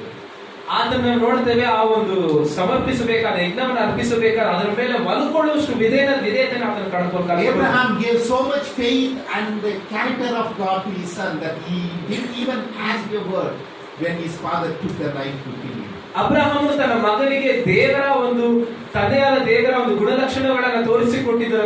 ಅಬ್ರಹಾಮನ ಕತ್ತಿಯನ್ನು ಎತ್ಕೊಂಡು ಅದನ್ನು ಕೊಲ್ಲಿಕ್ಕೆ ಹೋದಾಗಲೇ ಆತನು ಒಂದು ಮಾತು ಆಡಲಿಲ್ಲ. He didn't say. ಆತನ ಒಂದು ಮಾತು ಕೂಡ ಆಡಲಿಲ್ಲ. Because he believed that even at the 11th moment of my life, 11th hour of my life, ಇನ್ನು ನನ್ನ ಜೀವಿತದ ಕೊನೆಯ ಕ್ಷಣದವರೆಗೂ the faith that my father taught me ಆ ಒಂದು ತನ್ನ ತಂದೆ ಹೇಳಿಕೊಟ್ಟಂತ ಒಂದು ನಂಬಿಕೆ is that my God is able to provide that perfect sacrifice. ಅಲ್ಲಿ ನಾವು ನೋಡ್ತೇವೆ, ತಂದೆಯಾದ ದೇವರು ಕೊನೆಯ ಕ್ಷಣದಲ್ಲೂ ಕೂಡ ಒದಗಿಸಲಿಕ್ಕೆ ಶಕ್ತನಾಗಿದ್ದಾನೆ ಎಂಬುದಾಗಿ ತಿಳ್ಕೊಂಡಿದ್ವಿ. We look at many fathers who lose temper with their wives and children. ನಾವು ಅನೇಕ ಬಾರಿ ಹೇಳ್ತೀವಿ, ಅನೇಕ ಜನ ತಂದೆಗಳು ಹೆಂಡತಿಯ ಜೊತೆಗೆ ಮಕ್ಕಳ ಜೊತೆಗೆ ಕೋಪ ಮಾಡ್ಕೊಳ್ಳೋದನ್ನ ನಾವು ನೋಡ್ತೇವೆ. It's fine to get. I'm not saying that you be a superman. ಪರವಾಗಿಲ್ಲ, ಕೋಪ ಮಾಡ್ಕೊಳ್ರಿ, ನಿಮ್ಮನ್ನ ಸೂಪರ್ ಮ್ಯಾನ್ ಇರ್ಬೇಕಂತ ನಾನು ಆಸೆ ಪಡೋದು. But before the sunset, compromise. ಆದ್ರೆ ಸೂರ್ಯನು ಮುಳುಗೋ ಹೊತ್ತಿವರೆಗೆ ನೀವು ಸಂಧಾನ ಮಾಡ್ಕೊಳ್ಳಿ. Just say a word. I'm very sorry. ಕೊನೆಯದಾಗಿ ಹೇಳಿ, ನನ್ನ ಕ್ಷಮಿಸ್ಬಿಡಿ, I am sorry. Same thing. The children will learn from you.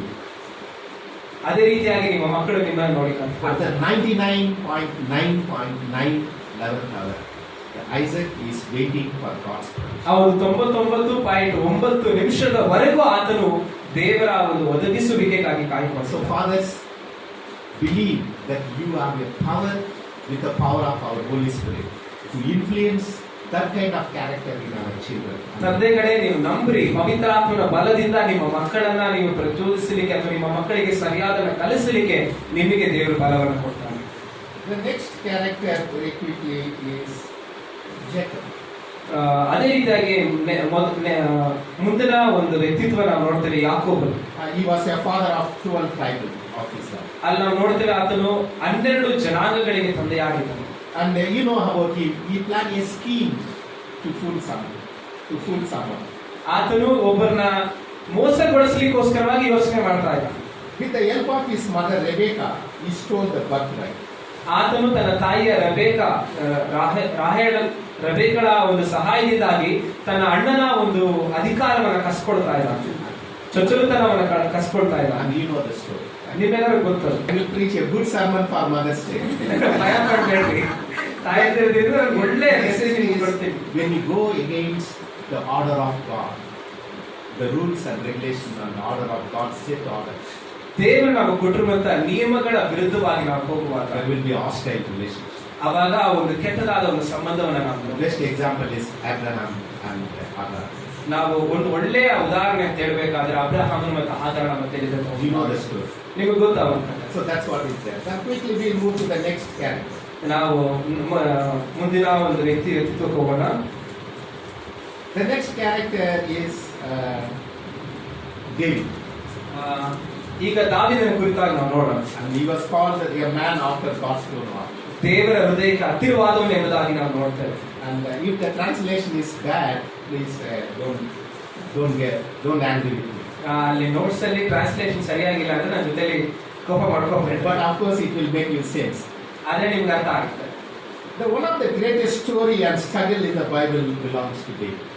ಸತ್ಯವೇದದಲ್ಲಿ ತುಂಬಾ ಕಷ್ಟಪಟ್ಟಂತ ವ್ಯಕ್ತಿ ಯಾರೆಂಬುದಾಗಿ ನೀವು ನೋಡ್ಬೇಕಾದ್ರೆ ದಾವೀದನ ಅಂತೇಳಿ ನಾವು ತಿಳ್ಕೊಳ್ತೇವೆ. Friends, if you read the story of David, ನೀವು ದಾವೀದನ ಒಂದು ಕಥೆಯನ್ನು ಓದಬೇಕಾದ್ರೆ and no doubt he was the greatest king ever lived on earth.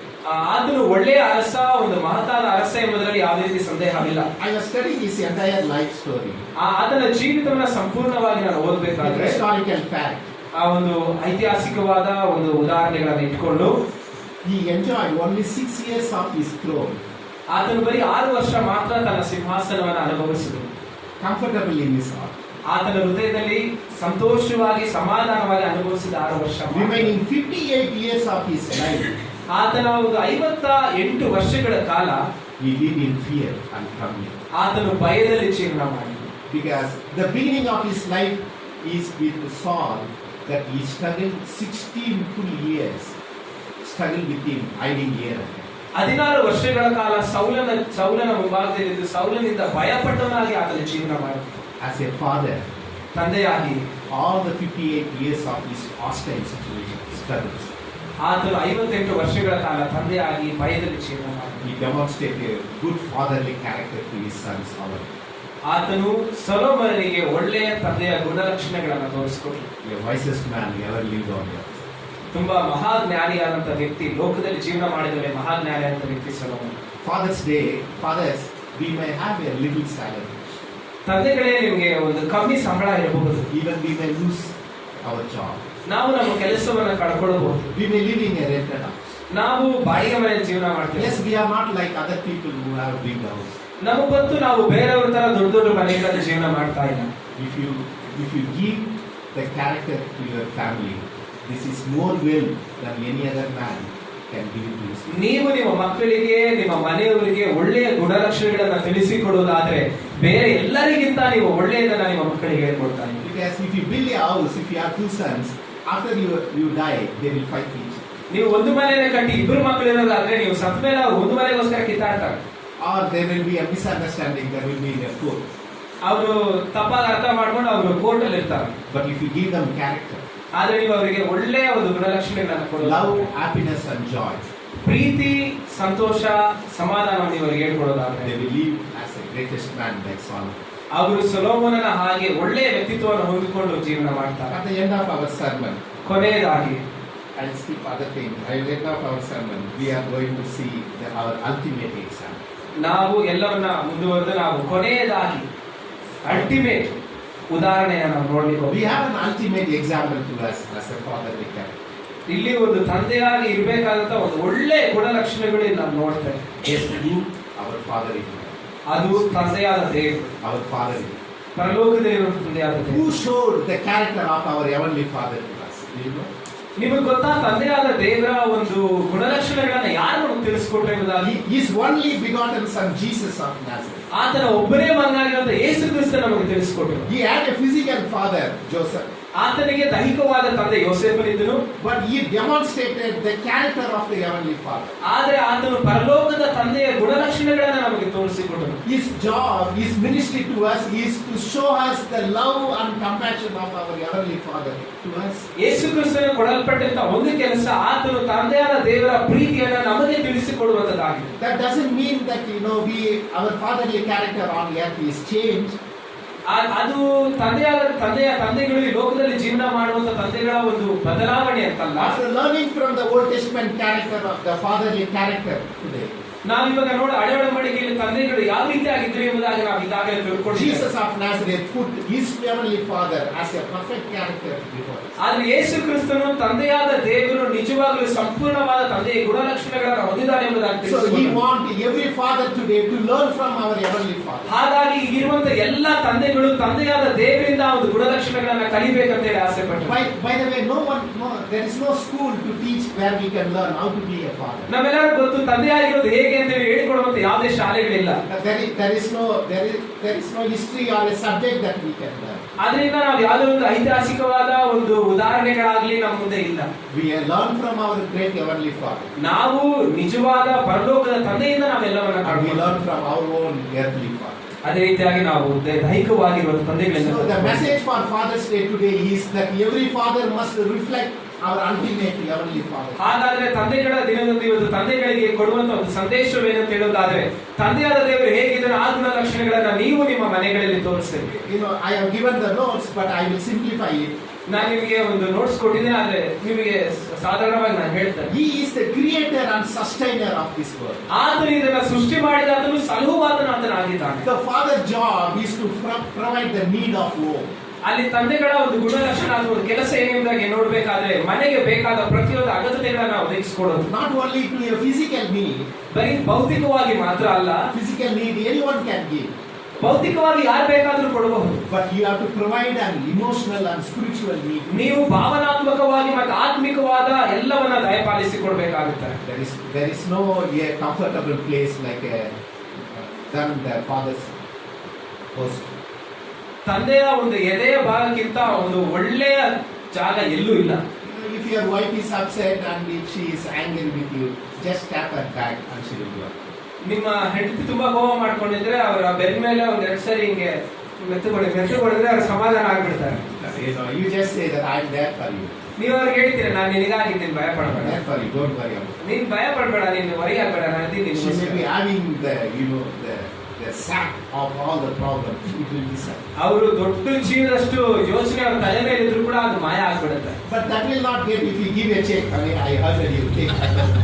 ನೀವು ಅದೇ ರೀತಿ ಒಂದು ಚೆಕ್ ತಗೊಂಡು 5,000 ನಿಮ್ಗೆ ಬೇಜಾರು ಮಾಡ್ಬಿಟ್ಟಿದ್ದೀನಿ, ತಗೋ 5,000 ಚೆಕ್ ತಂದು You take my ATM card and you draw it. You go to KFC. ನೀವು ATM ಕಾರ್ಡ್ ಕೊಟ್ಬಿಟ್ಟು ನೀನ್ ಏನ್ ಬೇಕಾ ತಗೋ, KFC ಹೋಗ್ತೀನಿ ಅಂದ್ರೆ ಅದು ಸರಿ ಹೋಗಲ್ಲ.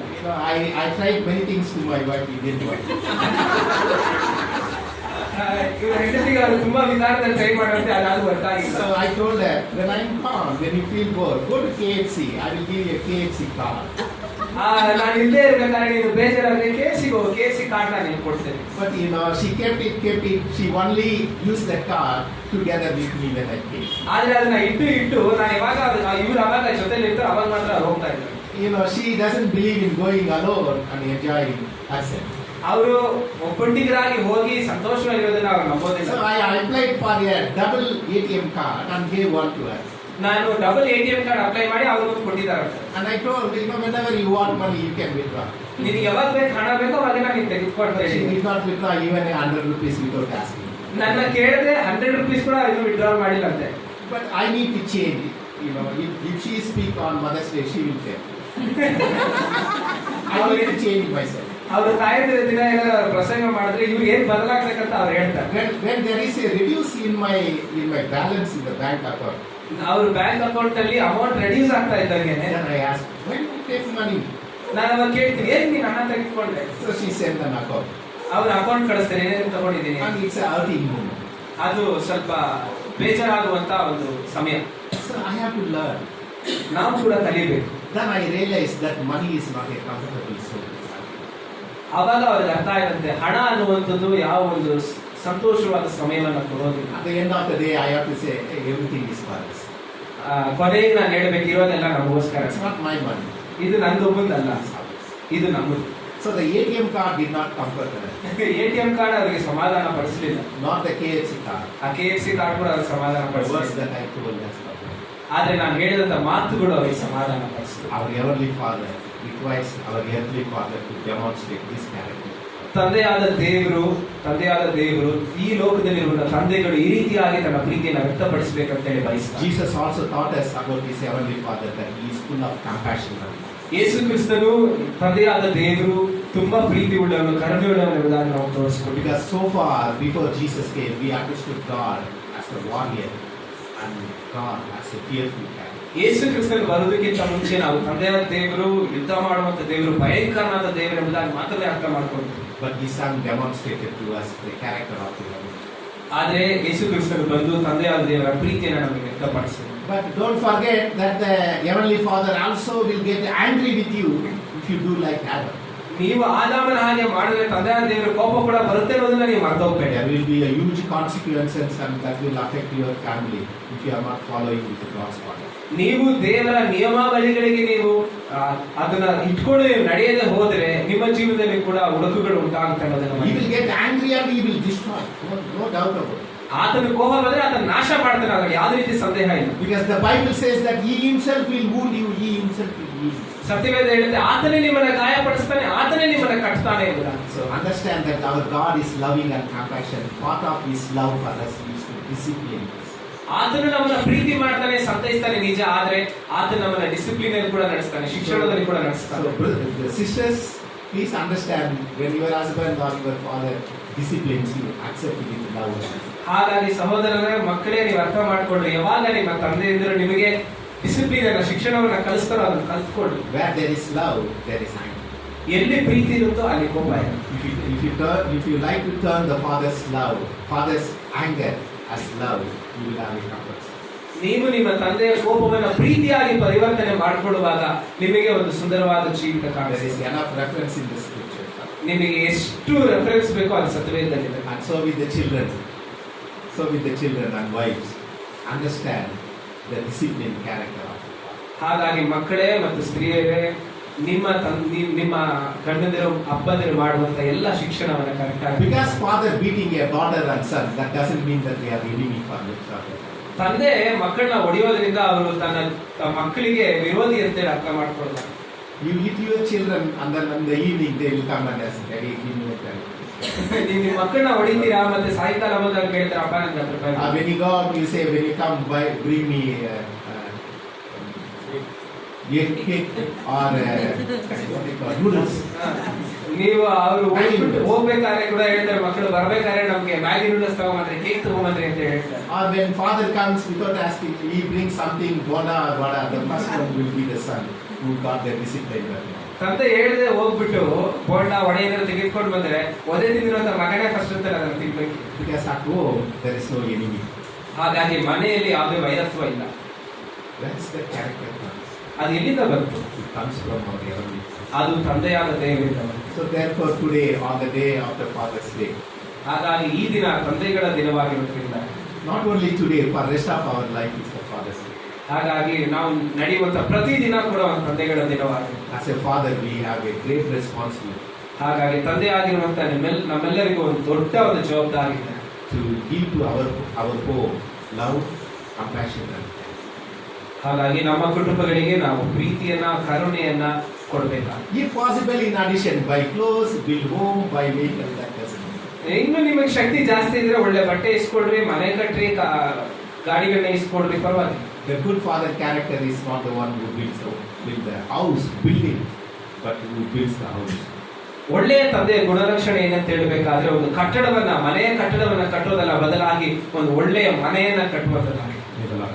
ದೇವರು ನಿಮ್ಮನ್ನು ಆಶೀರ್ವಾದ ಮಾಡಲಿ.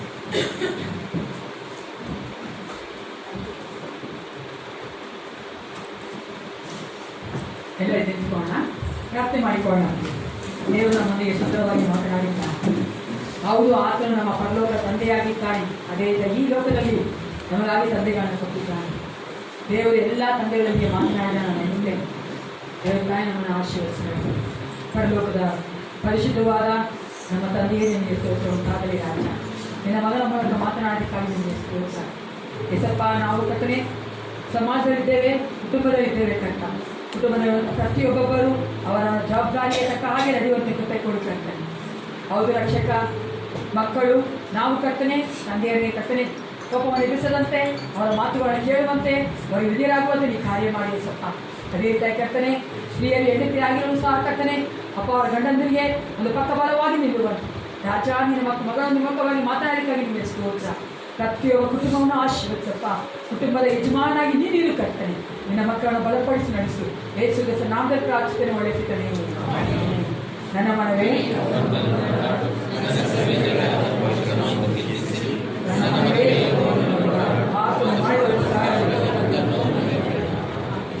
ನಮ್ಮ ಕರ್ತಾದ ಯೇಸು ಕ್ರಿಸ್ತನ ಕೃಪೆಯು, ದೇವರ ಪ್ರೀತಿಯು, ಪವಿತ್ರಾತ್ಮನ ಅನ್ಯೋನ್ಯತೆಯು, ಶಾಂತಿ ಸಮಾಧಾನವು ಸದಾ ಕಾಲವು ನಮ್ಮೆಲ್ಲರ ಕುಟುಂಬಗಳು ಇರಲಿ. Amen. Praise the Lord. Thank you. God bless.